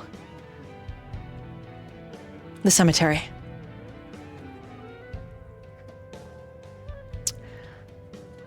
I park the car. So what do we do in the cemetery? Look, supposedly this is where he hangs out. So I'm just kind of gonna go take a gander and see if he actually is here. We're looking for like a ghost, or do we no, need like a? pretty sure he's a kindred, not a ghost. So don't shoot him. Please Or don't. shoot him. Oh, okay. Yeah, please. I mean, only shoot him if he, for some strange odd reason, attacks us. But I mean, I don't feel like Could he that's. live if I cut off his arm in the process? Thoughts? I mean, he's a kindred. He'd probably live, quote unquote. I like to clarify all my options before I do something crazy. Right. Let's not Like a do little- anything crazy unless he starts with crazy. Which, He might be, but like in the same kind of crazy that Miss Mads is, if you catch my drift. Oh, true. Same It's very true. same vein of crazy. Ah, yes. Crazy. There's like different tiers of crazy. The Malkavian kind. Oh. Ooh. Ooh. God damn. It's like he's not saying that. He's like he finally he grasped the situation of like, ah, yes. Yeah. And I think he says that last bit as he like takes off his seatbelt and opens the door. He's like, all right, let's go for a walk in the cemetery, I guess. Both of you roll wits and awareness. Like, let's see. Oh no, how is his wits and awareness actually worse than Noah's? Yeah. Okay. Oh, doesn't matter when you roll a crit. That's 5. That's 2 crisp big ones for me. As Rook is like sliding out of the window of the car instead of using the door. Because he had his feet hanging out the window while you were driving. Oh, like a weirdo. All right. He's just like tactically like slid his way out, and he's just like, not aware of shit. Do you always? No, you don't actually. I've ridden a car with you before. That was interesting. Okay. I'm pretty sure I would have said something sooner if I realized you were riding the car that way. But it's all right. He's just acting like it's all normal. Like, what the right. He's like, what do you mean? All right. Yeah, I got a 5, storyteller.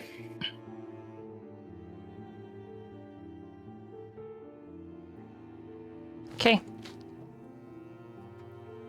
The two of you,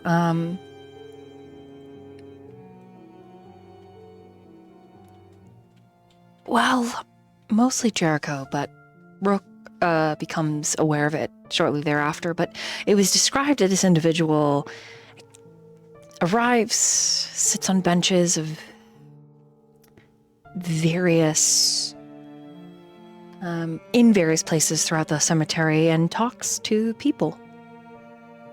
People that the normal don't see. But what really is normal, right? It's a congestive dichotomy, really. Ah, so he has something in common with my sister. Gotcha. And the two of you find one of such benches, and you find scratched into it the symbol of anarchy. Mm-hmm.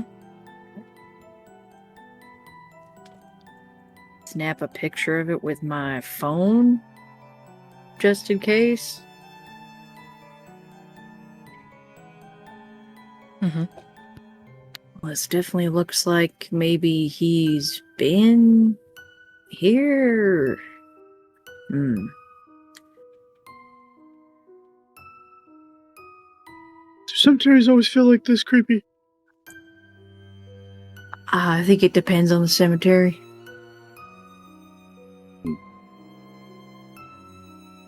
He shrugs.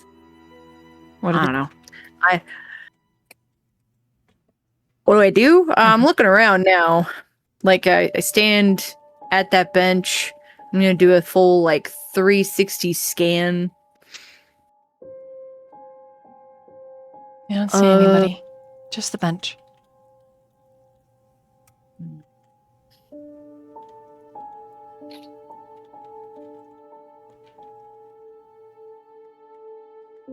Well, I mean, who knows what time he might show up. I mean, do you mind terribly if we hang out for a minute and see if maybe he just hasn't come out for his evening walk yet? Hey, I'm along for the ride. I'm just here to make sure you get back in one piece. Thanks. Plus, I don't want to walk back. That's a lot of walking. I don't know how to drive a car. I don't want to bang up your impeccable feat of machinery. Thank you. And he will just go ahead and take a seat down on the bench. Habitually check his phone. And look up again every few seconds. How long do you guys sit there? I'm going to say at least an hour. Maybe an hour or two, right? Give it Real, like a, yeah. Okay. Yeah, like he's like The two of he's you like "He's get determined." really, really bored sitting there for like an hour, 2 hours, almost, well, an hour and a half, waiting. Like, God, is this guy ever fucking gonna show up? And when you least expect it, you're hit with the smell of orchid. It's a very particular scent, and it's something that triggers a memory in you, Jericho. But there's no conclusive memory that bubbles to the surface. It's simply something held within what it feels like your very flesh and blood, this memory of orchids. And a scruffy-looking man sits down right in between the two of you, so all three of your thighs are touching. Nice. It's a great detail. And he is holding a pack of gum, and in his mouth is a lit cigarette, and he offers the two of you these little, pop them out of the like aluminum packaging, cinnamon gums. I mean, I'll take a piece Okay. because I could chew gum without a problem. I forgot my character's name suddenly. Rook. My brain. Oh my god. I'm a little tired. Mhm. He like with his like the arm that's in the sling, he'll take like the piece and he'll like slide it in his pocket like for later as he's like having a cigarette, you know. And just like, thanks, man. The other note I want to make is this kindred is wearing a bucket hat. His nose is pierced, his Okay. eyebrow, Okay. his face is I see it. tattooed. He's scruffy, right? Like his hair's grown out. Yeah. He's got a Alright. beard. He kind of looks like he should smell bad, but he doesn't. And with that, he does rub the two of you guys on the knees and squeezes it a little, kind of like you guys are homies, like best friends almost. And he says, "Well, howdy." Evening. Hello. You know, Rook's just looking at him like not really a phase, but it's just like not the first time a guy's trying to grab his knee. and he's you know. like has two little fingers, like upside down peace signs, just like tap dancing on your knees now. And he's like, I don't usually get guests this late at night. Doot, boo-doo-doo, doo, doo, doo, doo. It's kind of like a doot, doot, doot, doot. That's what I said. I was telling him that, and he looks out over the distance. I just said that to them. That's why I was touching their knees. They're my friends, right? We're all friends. You two are my friends, right? And when he turns to look at Jericho, one eye, the pupil is just blown out, and the other one is a pinprick, and it's quite unnerving because they swap places when he focuses in on you. And then his head whips around unnaturally fast to look at Rook. Right, we're friends. Yeah, Rook just stares him down like, yeah, man. For Yeah. no reason. He smiles and actually touches his eyes, and they flip-flop again. And the color like seems to kind of change with it. And he chuckles. talking to someone else's. Yeah. That's what I was telling. That's what I was telling him. That's what I told him. That's what I had said. Do you guys want to play a game? There's a race game that they want to play, and we were wondering if you wanted to play. See, if you play, I'll give you a rock for winning.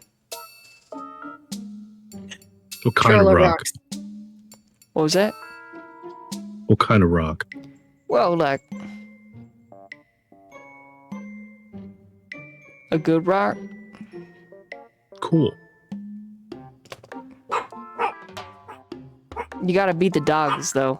I haven't let them out yet, but they're all small little chihuahuas. You gotta run faster than them. You hear it? She's Chihuahua? vicious. She'll kill you. You hear her barking in the background? Yeah, she'll rip you apart. She catches you. I'm warning him about Little Shark right now. Can you believe this Little woman? Shark, the Chihuahua. Yeah, she's gonna murder you. God damn it, Franklin. Ooh, he just punched me in the throat. Hold on.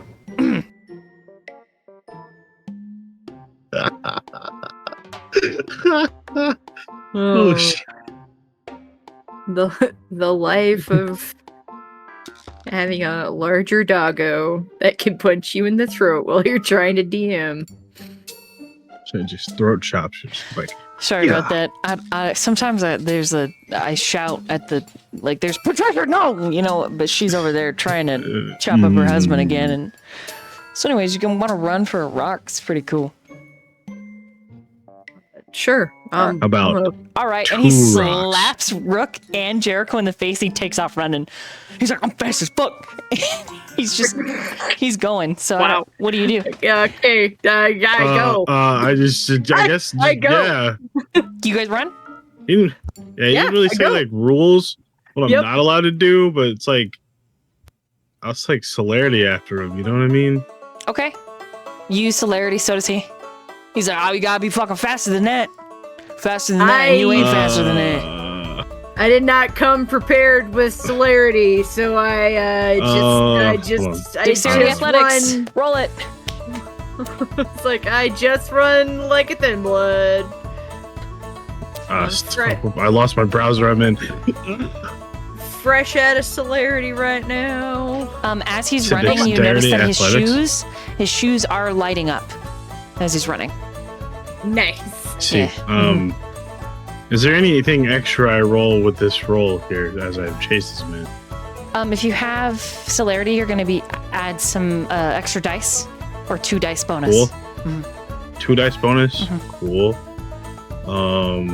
Yahtzee. 4 successes. Okay, and Jericho? I actually got such a crazy good roll. I got an 8. Oh my god!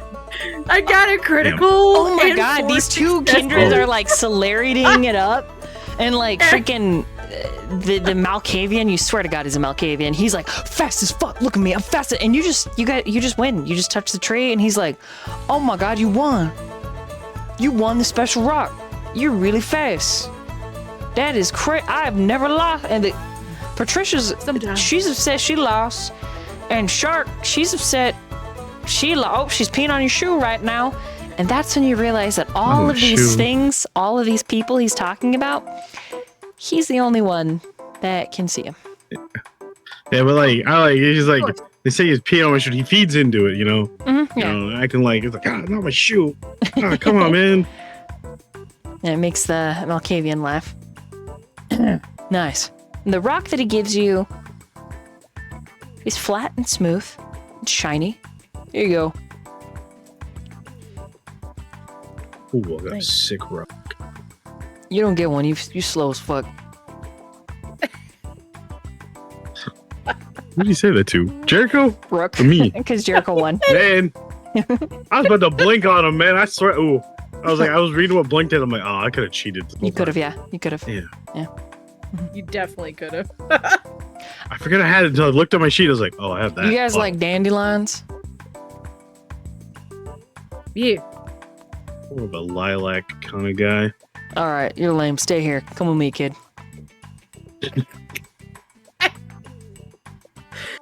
I go with him. Okay, it's just around the other side of the tree. Like Rook can literally still Right. hear you and see you. And he, He just He leans over with a points. cigarette like, yeah, he points the one really big dandelion. He's like, yeah, check it out. I made this. I cultivated it. That's impressive, dandelion. Yeah, thanks. I leave a sign in the morning when I have to go bury myself. I leave a sign that says, "Don't touch." Don't. It works every time. So you guys hear about the masquerade that's happening? Everybody's talking about it, and he motions the cemetery. Everybody's yapping. What are they saying about it? Well, just that, you know, That it's happening? yeah, and all the colors and stuff. I'm going. I want to wear brown. Yeah? Brown on brown. That's what I'm wearing. I wear brown. Yeah, like 2 different types of brown, like 2 colors. Does that represent anything particular, or you just like brown and brown? Yeah, I mean, unaffiliation, and that I'm fast as fuck.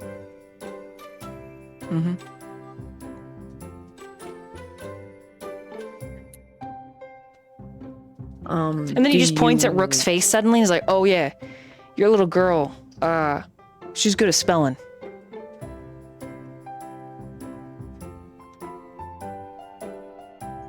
Rook calmly turns and said, "Who?" Huh? My little girl? What do you mean by that? Did I say something?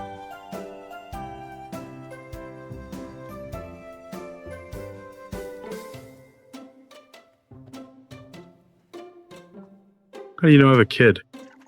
You have a kid? Congratulations. I got kids. It's a good thing to be a Yeah? dad. Yeah, my kids are faster than his kids, though. Kids are pretty fast. I'm gonna go sit on that bench over there. You can come sit by me if you want. And he meanders. I meander. An extreme amount behind. of anger is in Rook's face as you walk by. Jericho is like, "This is why I don't deal with them." Fucking hate Malkavians. I'm related to 2 of them. It's fine. Just stay calm. And then I continue. I meander He's just behind like him. he grabs Jericho by the shoulder, and you just see his little punch dagger thing come out of his hand. It's like, I almost did it. Ba ba ba. Please stop. Yeah. Please don't. Na na na. Blah blah It's blah. important to you. I understand. I'm gonna stand over Are here. you guys gonna come sit like- down? There's plenty of room. Like puts his hands up in the little like pray please symbol. Yeah, please don't. Yeah, I'll be. I'm Just stay coming. over here, All right. taking a cigarette. Come on, Yeah. Crow. Mind his business. Mr. Marshwin, there's plenty of room. He knows your name. Plenty of Rook room, turns, Mr. Crow Marshwin. tosses a cigarette down, walks up. How do you know my name? He grins. No one knows my name. Oh, you're funny. I know your clan too, just like you know mine. Kind of fun, huh? What are you after? Nothing, What is really. I just wanted to talk about wearing my brown to the party that you guys are gonna go to, and I thought you could get a rock, and then I maybe could. Well, I'm just happy. That's my son. He's pretty fucking fast. He's fast as fuck.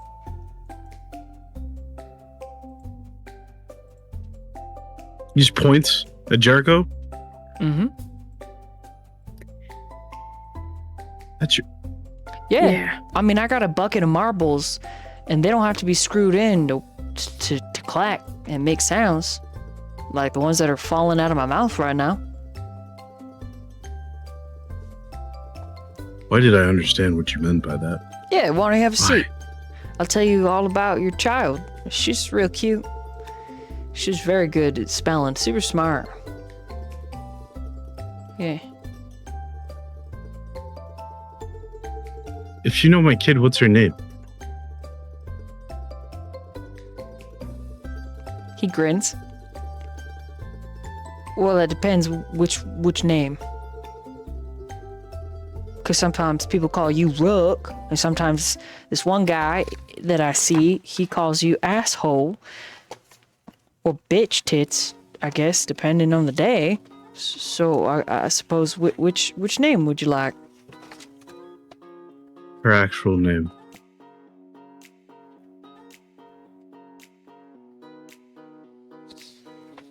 Okay, I'm looking. Hold on.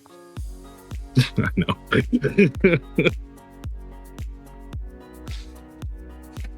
Am I missing a page from your backstory? No way.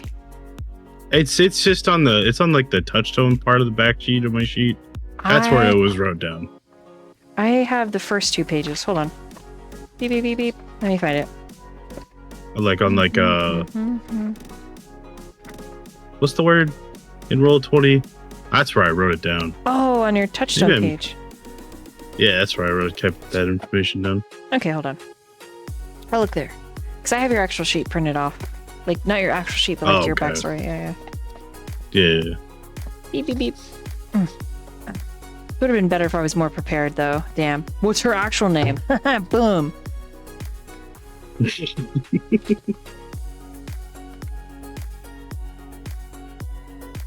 Oh, like,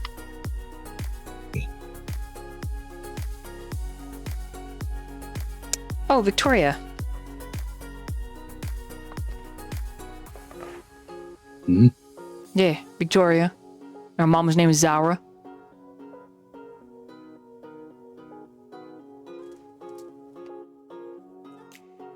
How much do you know? I see a lot, but sometimes it takes a minute for everything to make sense. It's a good thing that you're here, though. I've been trying not to reach out to any of y'all, because the wires, they got ears, and they all report back to the maw. The big old mouth is open and consuming. Mm-hmm. Mm-hmm.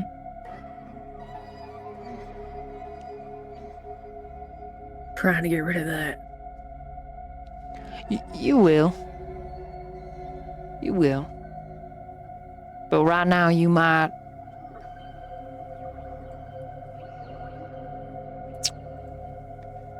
You might not all make it on the other side the same.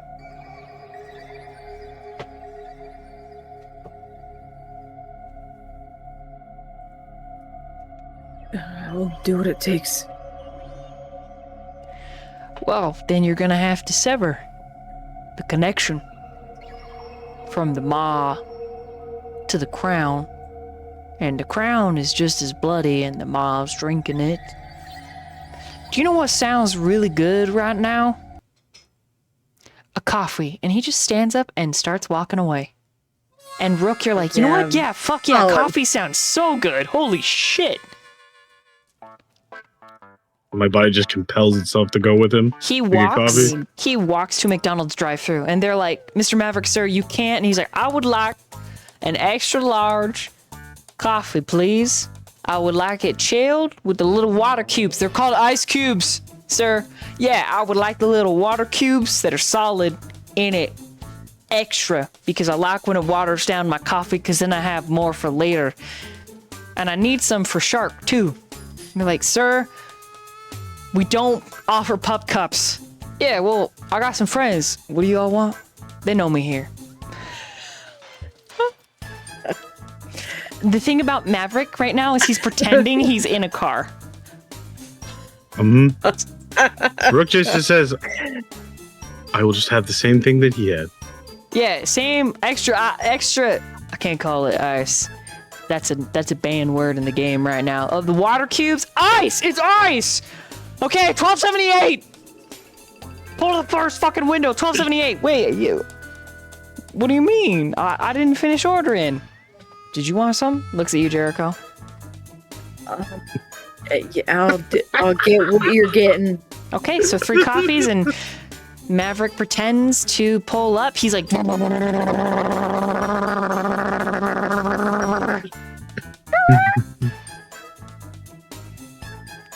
the poor kid working looks exasperated, but he gives you 3 coffees. Sorry, can you add nuggets to that order? Oh, I'm terribly sorry. Just 10 piece. Does. That'll be 627. Yeah, hand him. Rook just done. The Rook is like, no. He just puts $50 on the counter and says, "Have a nice night." Okay, bye. You Maverick take her drives coffee? away. And nuggets and just go. But We're it's going in our pretend car. the 3 of you Flintstoning it up, walking side by side. He parks Rook's the just car. holding his He gets coffee, out of the just like- car. He takes the coffee. But what is strange as the 2 of you watch, like he was holding the coffee, but when he picks the coffee up, it looks like he pulls it up out of a center console, as if he was in a car. And the 2 of you double take, like, no way. Did you just see that? Yeah, I just fucking saw that. Damn. Anyways, Oh boy.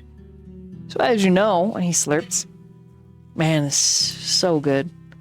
But the crown really wants what I got in here. And he pokes his forehead. I got a lot up in this house, and she really wants to see it. Do you know why? Oh, because I can see Information's everything. key. Yeah. But don't worry, we got out, and that's why we're living where we're living. But if I had children, which I don't, but if I had them, I would say to the son that got left behind that he's beautiful, and that his daddy hopes that his boyfriend treats him right, and his daddy would love an invitation to the wedding. And his sister would too. A separate one is what she's asking for. If I had a son.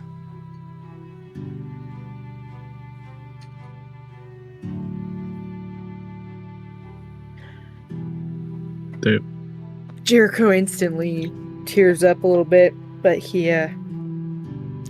yeah, I'm sure your son would invite you and his sister.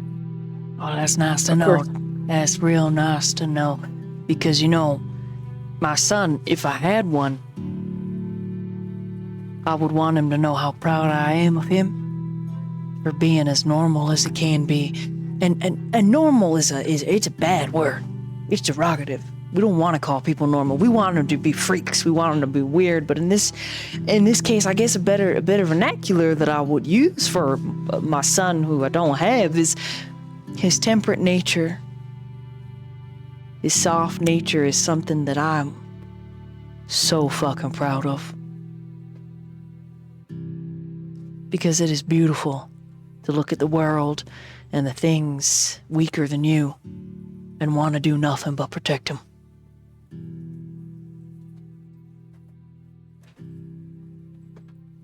So anyways, you guys want to race? Or what?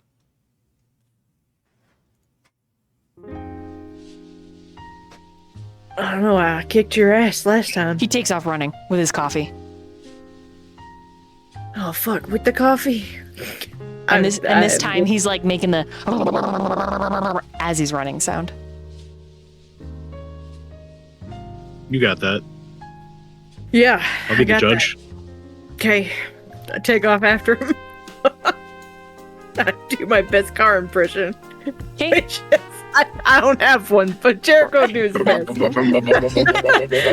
Okay, you're rolling a dexterity and athletics. Roll it.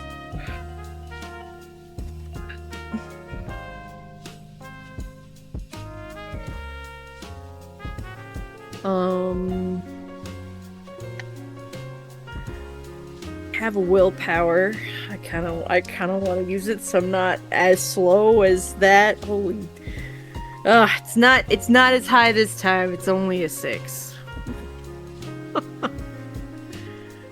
Versus my original 8.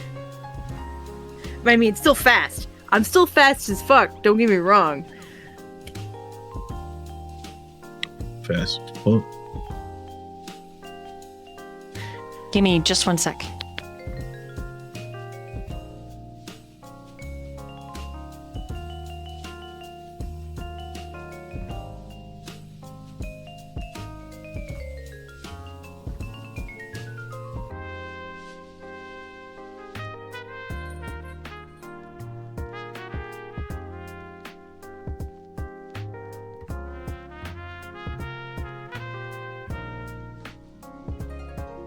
Okay.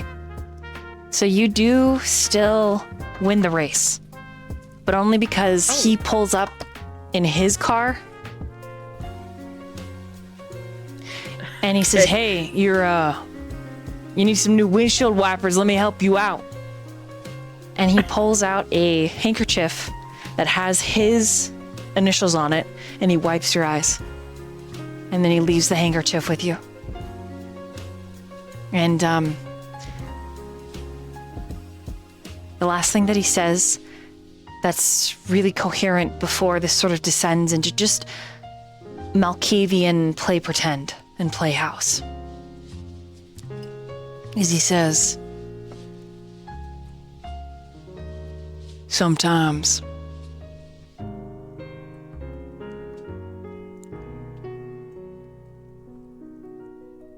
the perception of yourself is the only thing that needs to change to win."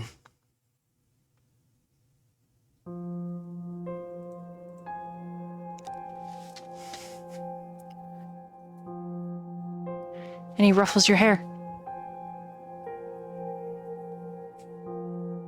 And then he takes off galloping, now on a horse.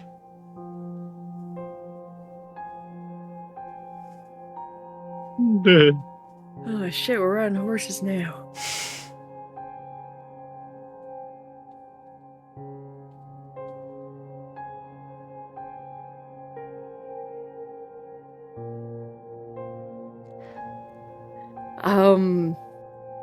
I guess, gosh, how do you naturally how do you naturally leave this kind of situation, you know? I don't know. He'll I don't know, probably hang out with him a little bit, just a little bit longer until they probably gotta go.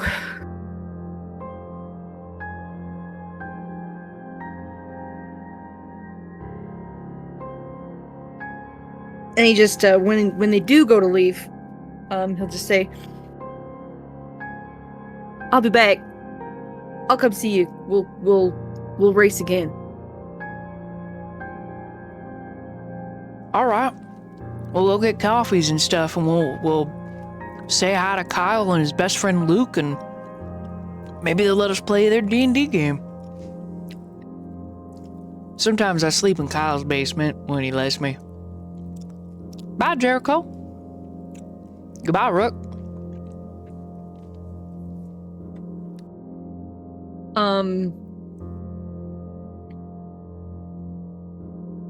Gosh, I think even though it might not get like, he's just gonna. I think he hugs him. He's just gonna give him a hug, really quick. Like I think he goes to say bye, but he just gives him a hug really quick. Thanks for the race and the coffee and the rock and You're fixing welcome. my windshield wipers. Yeah. Keep the wiper in case you need it. And he hugs you. And he hugs you a little too hard. A little too fiercely.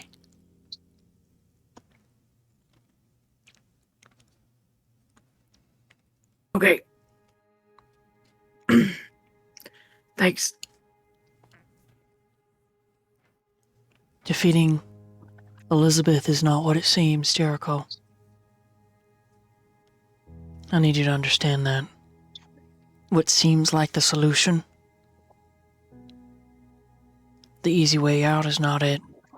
To defeat her is to disassemble her paradigms. And for that, you're gonna need a little kid. All growed up. And he pats your head, and he turns and he walks away.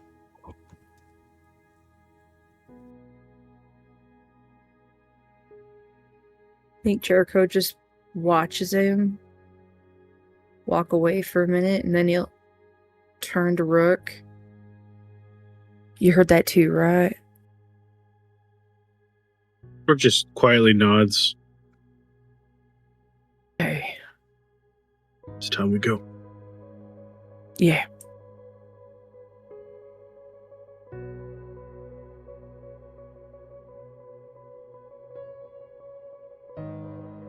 Right.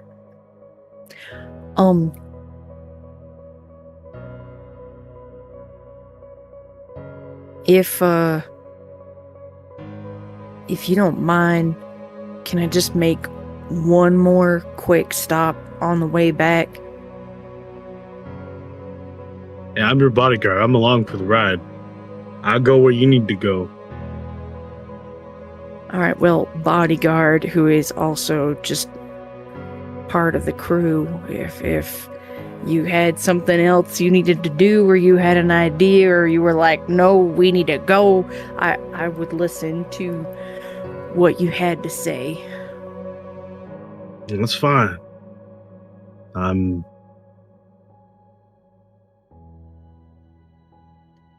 Nothing I need to do right now that's pending. It'll happen in due time. One way or the other. Don't worry. Okay, give me... Storyteller, I am messaging you really quick. Rook will be like, I'll be by the car.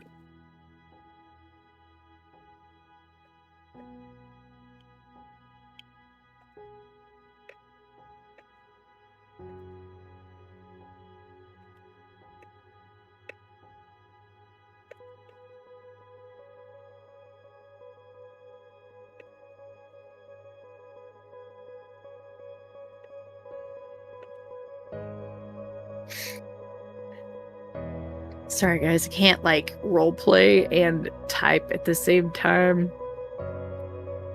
Okay. All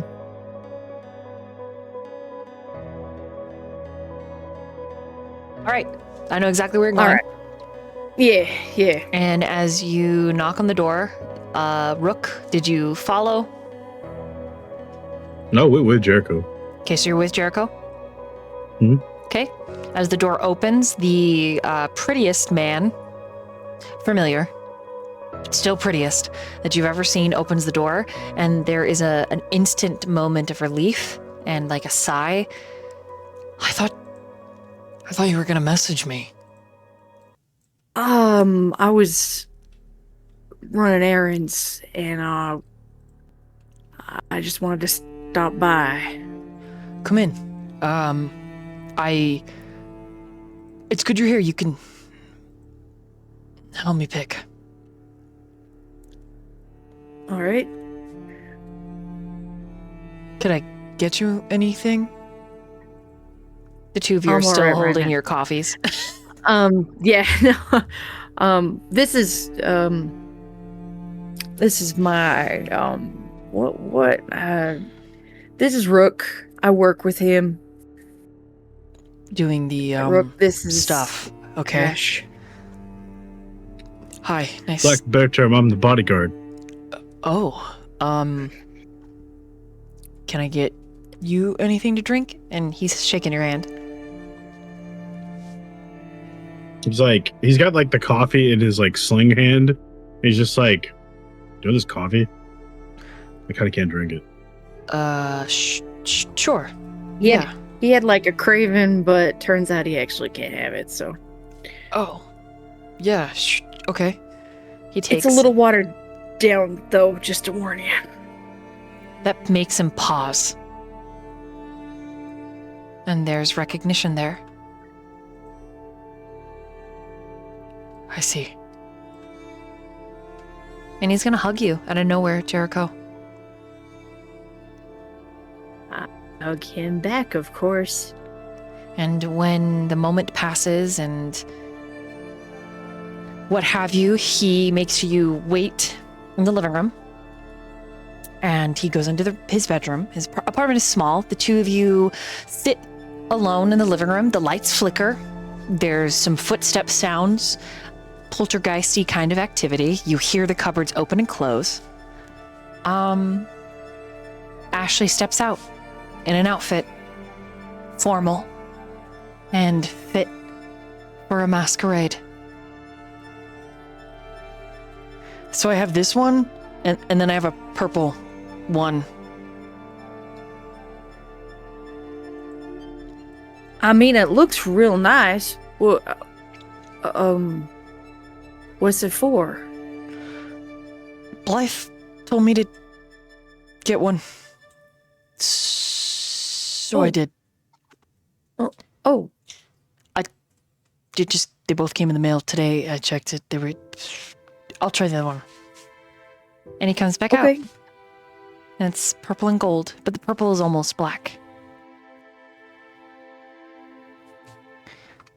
What color was the other one?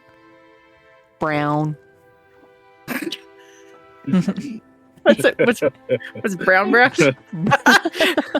just brown. Just It's a dapper brown. brown. It's a dapper Right, nude right, color. yeah. Yeah. yeah. Is there one that you like? Cosmo brown. This is yeah. Is there one you like better? You know, the other one was a really good fit, and this one's also a really good fit. I think I like this color on you a lot. Okay, It looks real nice. then this is the one I'll wear. So are you and Black getting along all right now that she's hanging out? Yeah, I mean it's okay.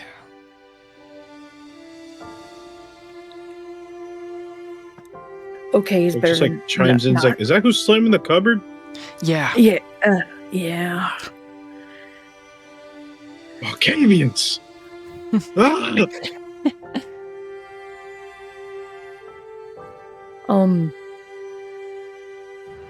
No, I just wanted to stop by and yeah, I just wanted to stop by and see you for a minute. We got something really important we're getting ready to do, and I know I've been real busy, and I had 10 minutes, so here I am. He sits by you on the couch in his fancy suit, holds your hand. I'm glad you're here. I've been Me too. coping, I guess. He kind of shrugs, but it's clear he doesn't want to go into it with your bodyguard right there. He's just like, I can go stand outside. I can get a balcony. I can stand out there. No, it's I can go okay. stand on the roof. No, it's fine. You're fine. Really, it's okay. I'm honestly. I don't bite. I'm a nice guy. Jericho and I can I talk think. about it later. Am I a nice guy? You know. I mean, I can go outside. I can go outside. It's Probably fine, it's not. fine. Don't worry about it. No, No, don't you worry don't. about it. Window. This window right there. How many floors up? Why? I got. Don't worry about it. Just Jericho is going out the window. What the Okay. fuck? closes the It'll be- window and climbs down. Oh my Don't god, worry about it. he just jumped out the window. He'll be fine. He's fine. He's He'll like be fine. a floor down in the fire escape, just smoking away. Yeah. This is how just minds his business.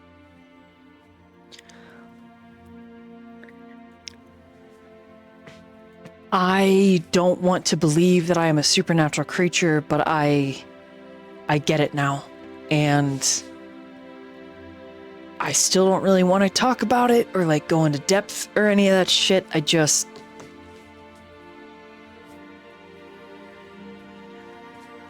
That's fair and valid. You don't have to yet. You can take it as slow as you need. Thanks.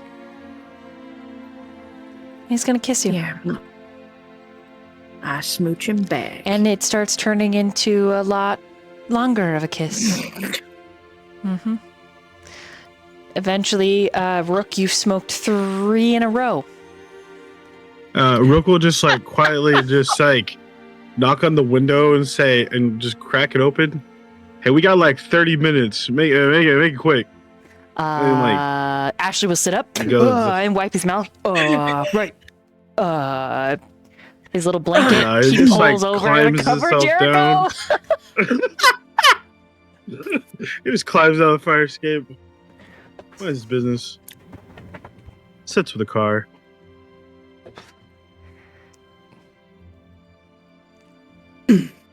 "30 minutes." Huh? What? Is that? Oh. He looks around.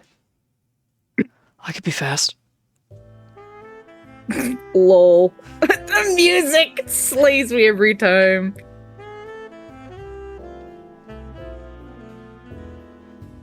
Yep, he grabs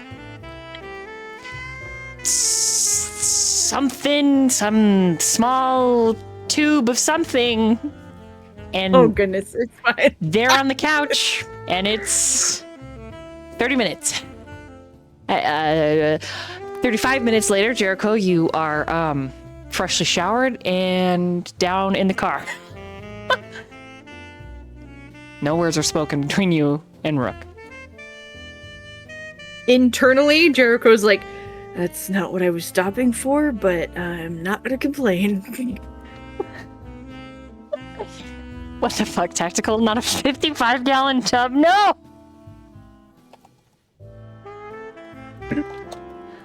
Yep.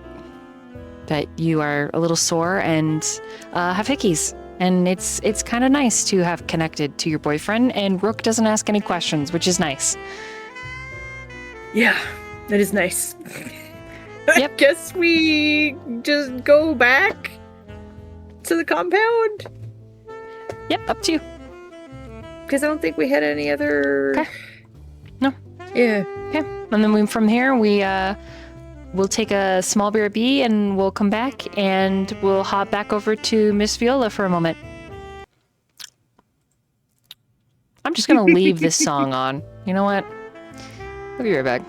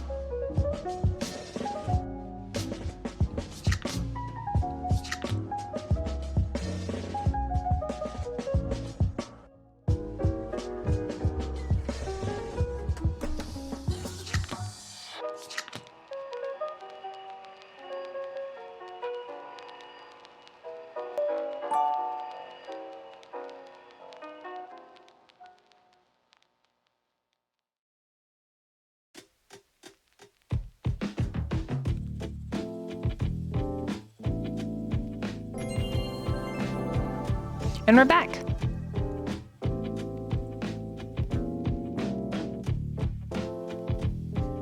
Okay. You eventually, Viola, you make it to the Motel 6. And even I will though say- his car is a little beat up, aka you've ripped the center console in half, Oh my God. there's no evidence that anything happened. Except on her body. So like she's like cleaning, like she cleans up, you know, as Yeah, of course. yeah. The two That's of what you she make a stop, clean up. Yeah, I mean, he's covered in scratches and marks and bites, and yeah, I mean, it's great.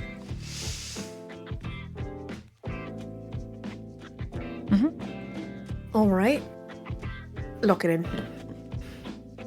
I did message Jericho and Rook, so hopefully they should be here shortly.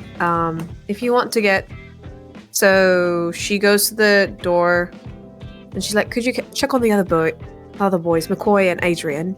They should be over here. Gives you a Or check nod. in contact." Mm-hmm. Mm-hmm. Mm-hmm. Mm-hmm. Yep. He nods. Knocks. Does what he's got to Yep. do. She does the same. Carter opens up not a second later after you knock. And he says, I'm glad you're here. Yeah, of course. Sounded like you've been through quite the ordeal. Come on, listen. And she walks in, and she puts a hand on his shoulder. I'm okay. I promise.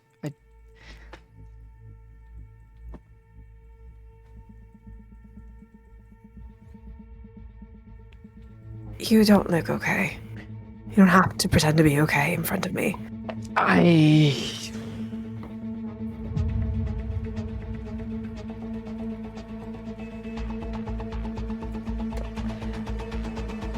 McCoy found emails.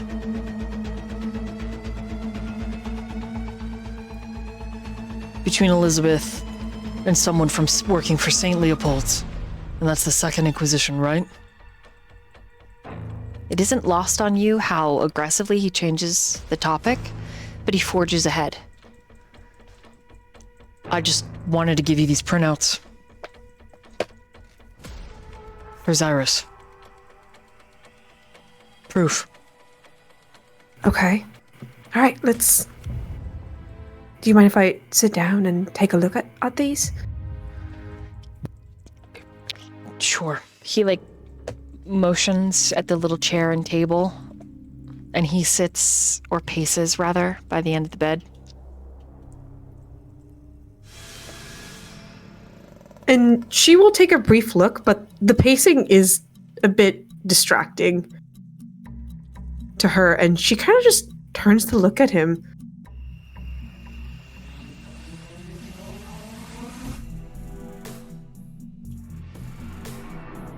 I'm fine.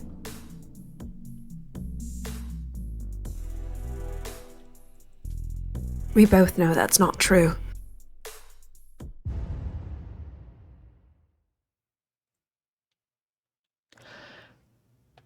Is this helpful to Xirus? Can you tell?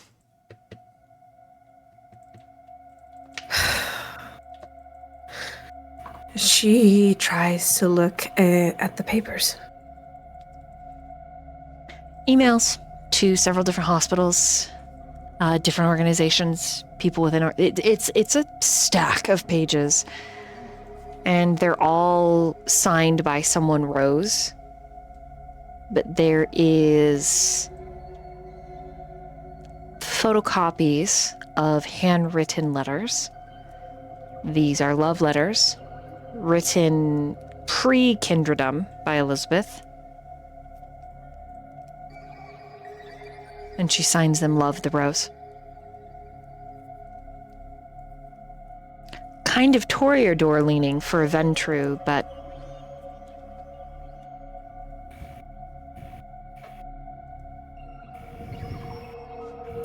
Who are they addressed to? the letters are to her painter. You can assume Lazarus.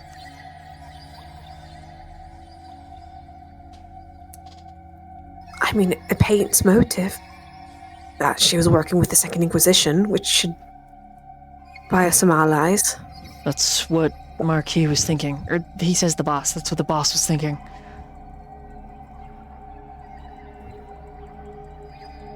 She looks at him, and I think she's going to stand up and go to him because he's pacing, right? Mm-hmm. I mean, he stops when he talks to you, but yeah. Okay. Okay. So she's going to stand up and still and think, and she's going to say, well, Lazarus is with Elizabeth. I mean, Elizabeth and in cahoots with each other. And it shows that... I don't know. I mean, Lazarus and Vice were friends, so I don't understand. Yes, it helps. However, it also incriminates Lazarus, so I just don't understand why how Vice ties in this if she supposedly loved Lazarus. I don't know. You did good, Carter. This wasn't for me. This is for McCoy. I'm just the messenger. I need to actually get back to him, and then after meeting with you, we're supposed to link back up with the boss. So, I kind of don't really have long.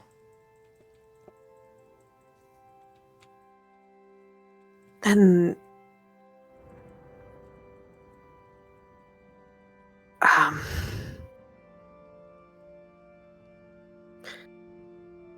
She grabs his face and she just says, I'm so sorry. Please. I'm so sorry. You don't have... He grabs your hands and gently pulls them away, Viola. Don't pity me, okay?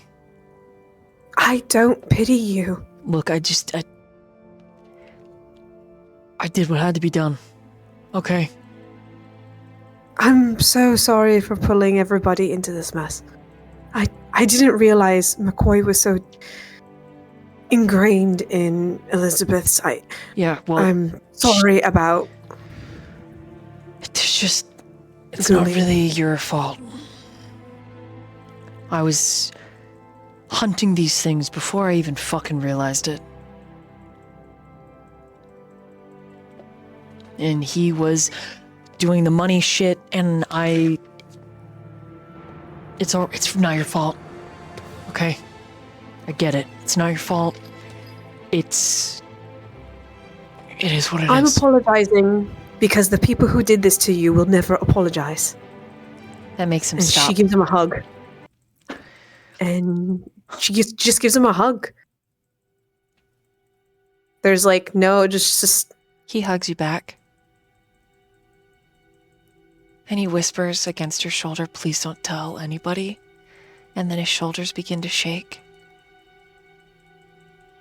And he clings to you.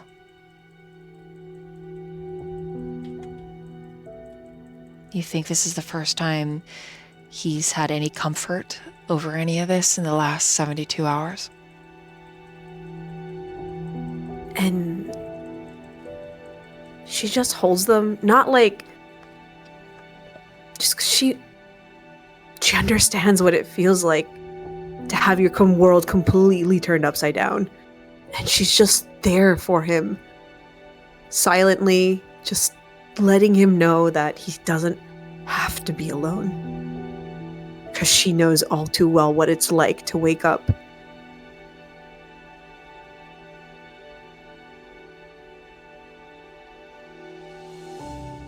and just be dead.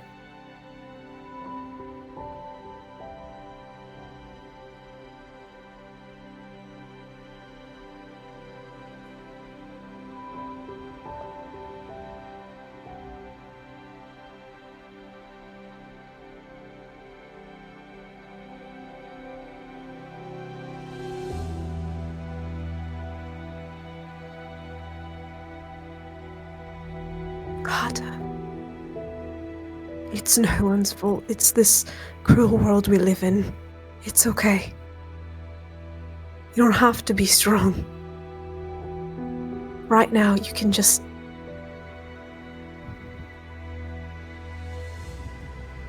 be yourself. Human, sadness, anger, fear. They all make us human. These tears are your gift.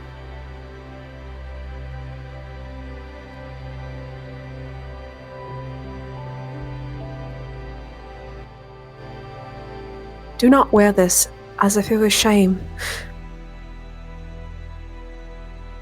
Cry because it is strong. It is the brave thing to do.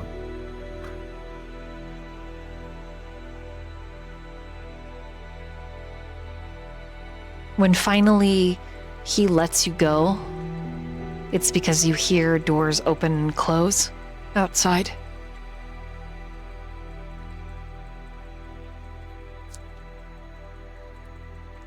He says thank you, briefly, wipes at his face, heads to the bathroom. Rook and Jericho, as you get out of the car, you see the bishop is smoking, leaning in between these outdoor-facing motel rooms, gives you a salute, exhales a cloud of smoke, and jerks his thumb to one of the rooms and says, "She's inside." And she's already collected the papers, and she's like, all right, let's go do this. And she opens the door with the papers in hand. We're just standing there, arm in sling, like, well, Wow. what's next?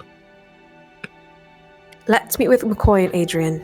The boys have been through quite a rough night, and Xirus has asked us to try to have them come to the compound, but I think perhaps making sure the Marquis is not by himself would be better for the three of them. When you go to check on Adrian McCoy, it's just Adrian. McCoy's in the shower. Adrian says he's probably going to be in there for a while. And Viola hands the papers off to Jericho, and she's like, I think this proves the connection between Elizabeth and the Second Inquisition, so I know we can win some people over with possibly a few people over with this, but it also incriminates Lazarus, and I don't know how Mads is going to take that. But if I've missed anything, please. And she is going to hand them over to Jericho if Jericho will take them. Yeah, he'll take them. And then she's going to go over to Adrian. And is he sitting down? Yeah, I mean, he's really happy to see you, but he's really, like, the minute if you hug him at all, he, like, bursts into tears. Because I was going to say she would sit next to him and just put, like, the arm over his shoulder and just give him a hug. There like that. isn't much information to glean from Adrian or even McCoy if you wait long enough for him to get out of the shower. They're very grief. Grief has broken them in a way that will take them a long time to heal.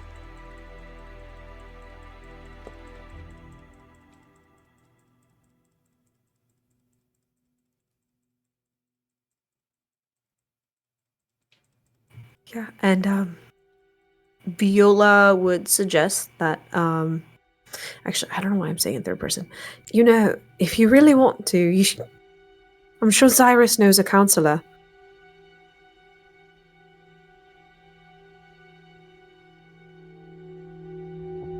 I think And- McCoy and I would be okay with that. And you can always call us. Yeah. Okay. Yeah, that sounds good.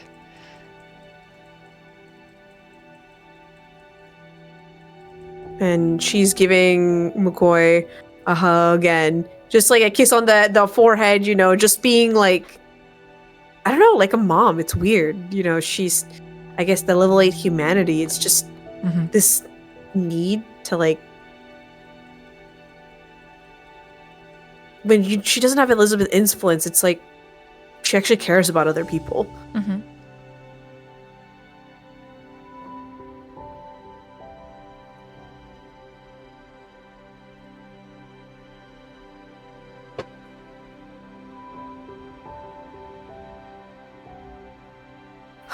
All right. We need these blueprints for Elizabeth, and are they all on the drive? Everything you have. McCoy doesn't answer. Are you sure? Just kidding. I mean, No, we just hear Franklin in the background, so that was the joke.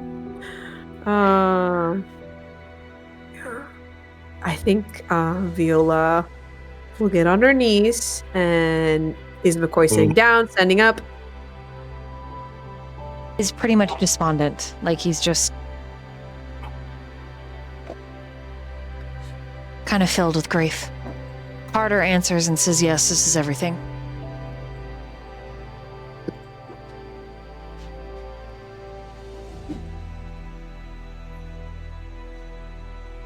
And she just looks at McCoy and she's like, I know you. I know how this feels. I understand this grief. All of us do. Everyone in this room has lost someone to Elizabeth. Has lost someone they loved very much.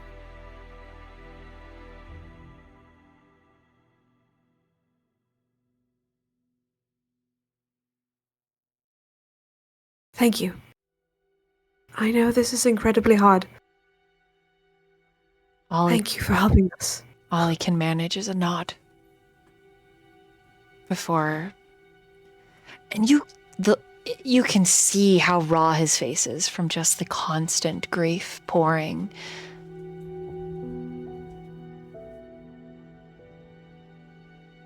Is the person that brought them there here, or is he back? It was Carter driving them. Okay. Yeah. Good to know. Mm-hmm. Okay. Rook, Jericho, is there anything that you would like to ask? Or anything that we should know that I've missed? Jericho actually just shakes his head, softly. He's teary-eyed. He can't even vocalize right now. He just shakes his head. No. Rook, this isn't my expertise. I trust McCoy's got what we need. And I believe in these three. That's all we need to do. Have faith. Have faith. All right. There's someone we need to meet. But if you boys need anything, you know where to reach us.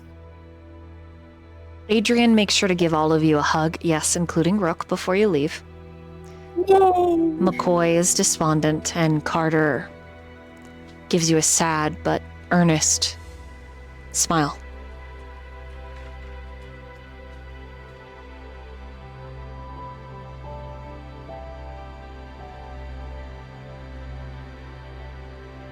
Viola will head on out then to the next, to finally see if they can find Vice. And Jericho and Rook, you go with her? I mean, might as well if we're already this far out. Okay.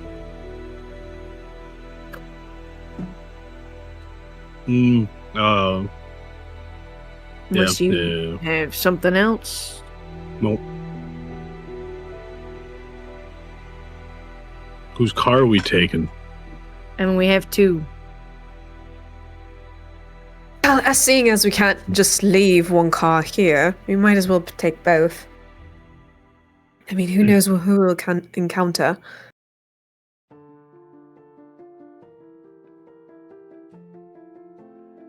Do you want to ride with your usual? Do you want to ride with Bishop and Viola can ride with me? Like, what do you... Yeah, that's fine. Yep, sounds great. He just Mostly looks at because you. I want to see Rook's reaction to the broken car.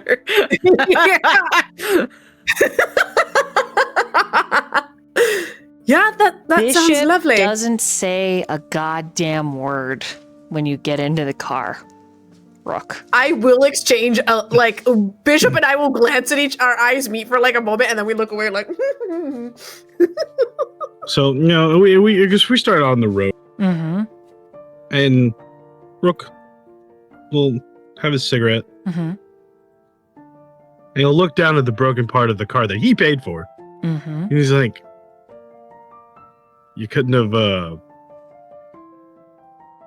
not broken my car?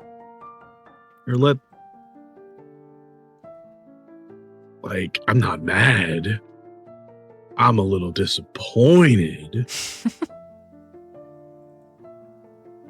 I can't drive this car to save my life. But I guess something happened. It was an accident. Accidents happen. Mm-hmm. I know. You're hurting. It is okay. Just don't keep it from me. Because I know. I've known since we left.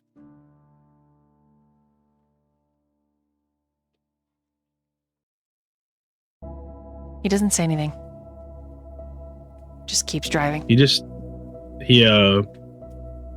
Rook will unsling his arm and just hold his fist up to him. You're my brother. Till we die. You know the drill. Till we die. And he hits your knuckles with his. And he just jokingly it still hurts. Oh. Try to be a ham about it. Yeah. He just reaches over and pokes you in the face. And continues to drive. What? You can't touch my face for, man. Somewhere else you want me to touch you? And he pokes you in the ear. It's in my ear. Dude, stop. Yeah. I already got an imaginary ghost dog piss on my shoes earlier. Got told I was slow. He just squints. And like the expression on his face is like, please elaborate. Casually just explains where we went. You know, and he's like, before he even could explain, he doesn't even explain it. He's just Malkavians. Ah. Damn. Then I smoke a bunch of cigarettes on a fire escape. This is time, you know? Damn.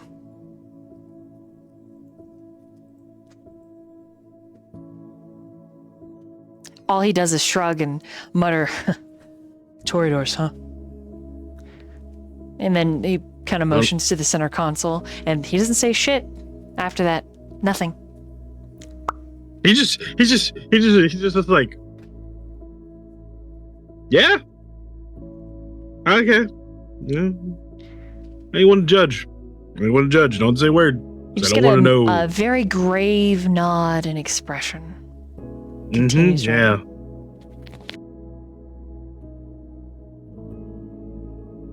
Next time, just don't do it in the car. He says nothing.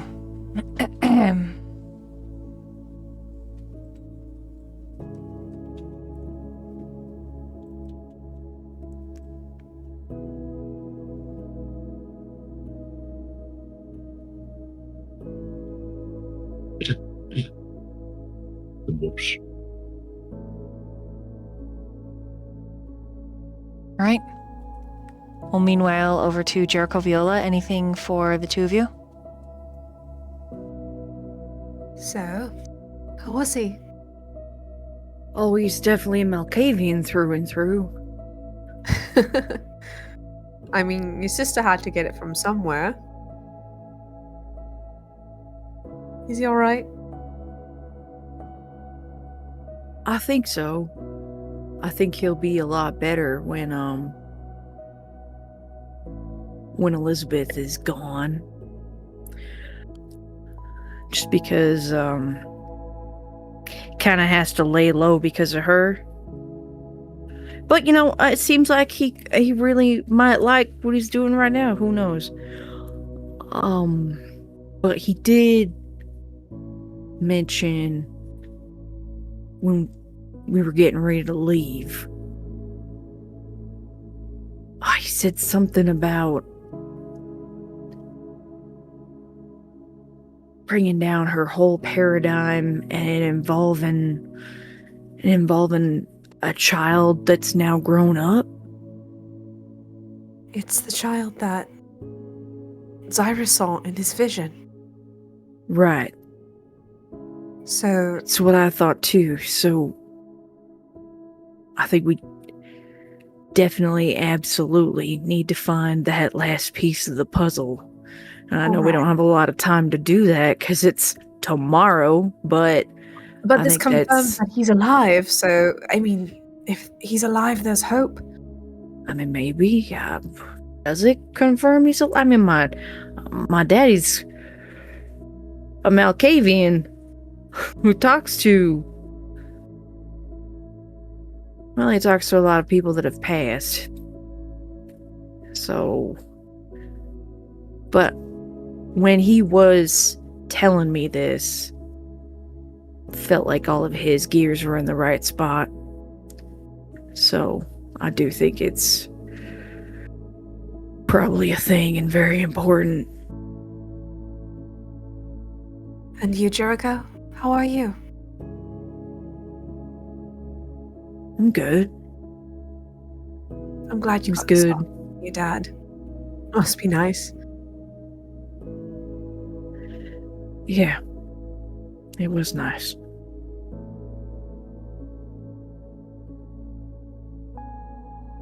Because, I was still a baby when I died. Yeah. And then, I hung around Blythe because I didn't want her to be lonely, and she had him for a little while, and then one day he just disappeared. And I guess now we know why. Well, I mean, the good news is you found him, and now it's your turn. You get to have this. He gets to know his son.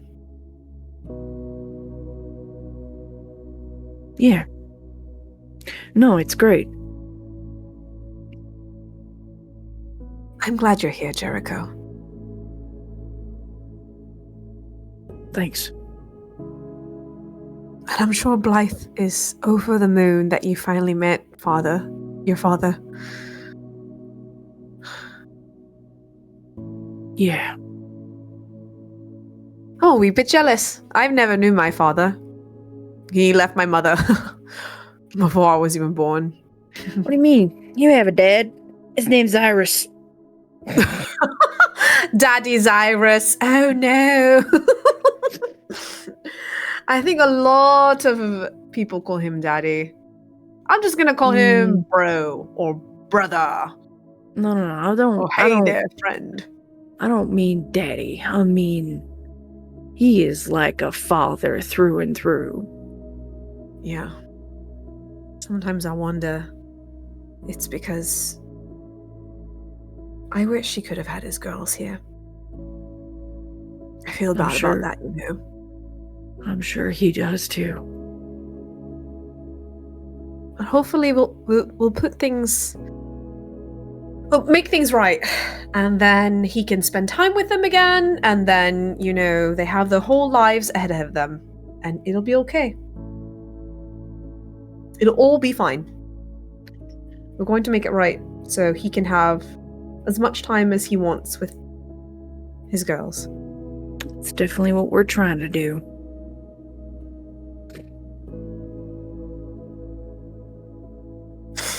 I really hope he's here and it's not some homeless bum. All right. I need all of you to roll investigation and intelligence.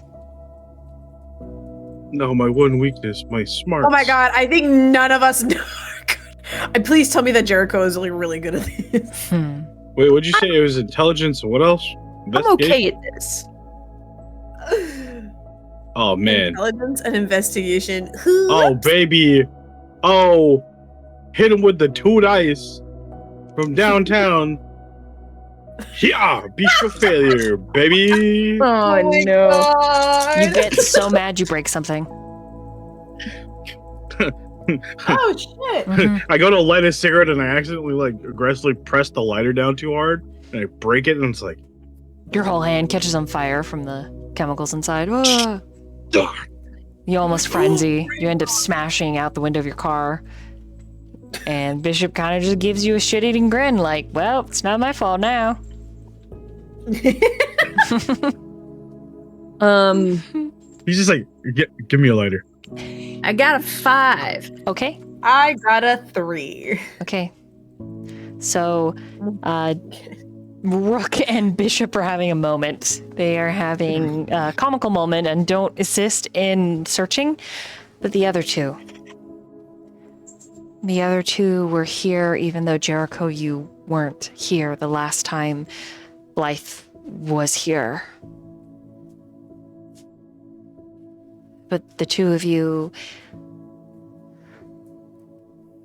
the premonition that comes to the two of you in tandem is not expected, and it's a premonition of the past. Oh, shit. You rewatch everything. The moments leading up to the book, the fire, the confession, all of the emotions. The two of you find an entryway. It leads into a basement. Steel and stone. Mostly untouched. And left unlocked. As if waiting for you.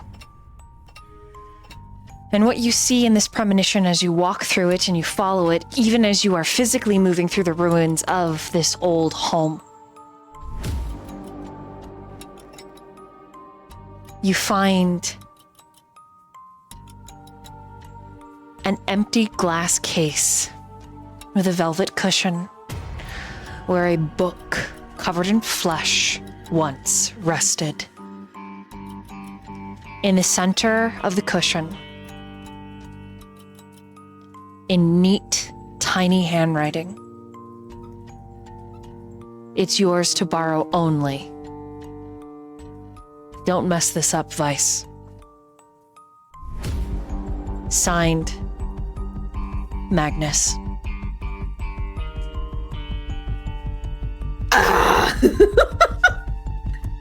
That fucker. Wow. And that's where we're gonna end. Oh my god! It's all connected, chat. It's all connected. my God. Dollivers. I can't wait. I gotta tell Murphy. It's all connected. You have reason to believe that absolutely Vice Brown was here. But now he has the flesh book, which is bad. The other one, yes. The one that this party thought about collecting. Correct, yeah. Yeah, There's they another originally. There's two. Yeah, there's a second one. We found out that Magnus was the one who had it. And we originally were thinking about collecting it when we thought we were going to need it to save Mads and Blythe. But then we got Mads back, and Blythe is now gone. So... But now... We just learned that it's on loan to Vice anyway. And that Vice is alive. So that's great, because that's bad. He has a bunch of demon shit, because we also learned as characters that he has demon shit. So he can help us with Xirus, but we need to fucking find him. I'm gonna strangle Vice, I swear to God. How dare him. I love him so much. God damn it. Keep an eye in the Discord, friends, for the announcement of the finale. Yeah, guys, exciting. Meow, meow, meow, meow, meow. Join the Void Discord, ! Discord. It should be there. Wait. Yeah, thank you. There's Streamlabs. Oh, sorry, that's the wrong. That is not the link I thought. Yeah, join the Void Discord. We'll have announcements. Thank you, Nat. It should include, we're gonna have some fun stuff that we're gonna do. So the more you donate, the more fun you'll have with the story. But it's gonna be the big finale, guys. The story that actually brought us all together is finally coming to an end. That sounds crazy, man. We The big And also- apple. Yeah, and we also gotta make sure, I gotta find now, boy, you have to help me find a game to put Inu in so we can have him play some more. Huh? Yeah, I No. got you. Huh? No. Wait. I will all I will find say- a game. Grab by my For ass. the world lore that is owed, Oh, yes. is Elizabeth Yes. has two sides. So this world lore is going to be the shortest world lore I have ever given because much will be revealed in the mega episode. But there are two pieces to Elizabeth, to her psyche. The mother and the beast. Oh, yeah. One is a paradigm of affection and feminine rage. And the other is the beast in which she has become. Her goals and her machinations are varied depending on the paradigm. Because the two of them have been working in tandem the entire chronicle parallel to each other, twisting each other's machinations, which is why she is such an intricate, dangerous, and yet understandable villain. And that's the world lore for her.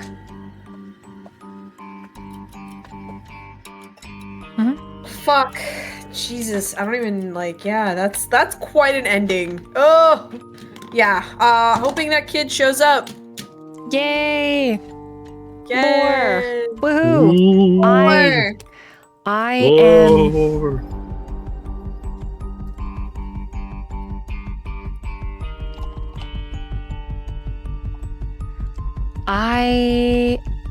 Yes, I have been running games for about 12 hours.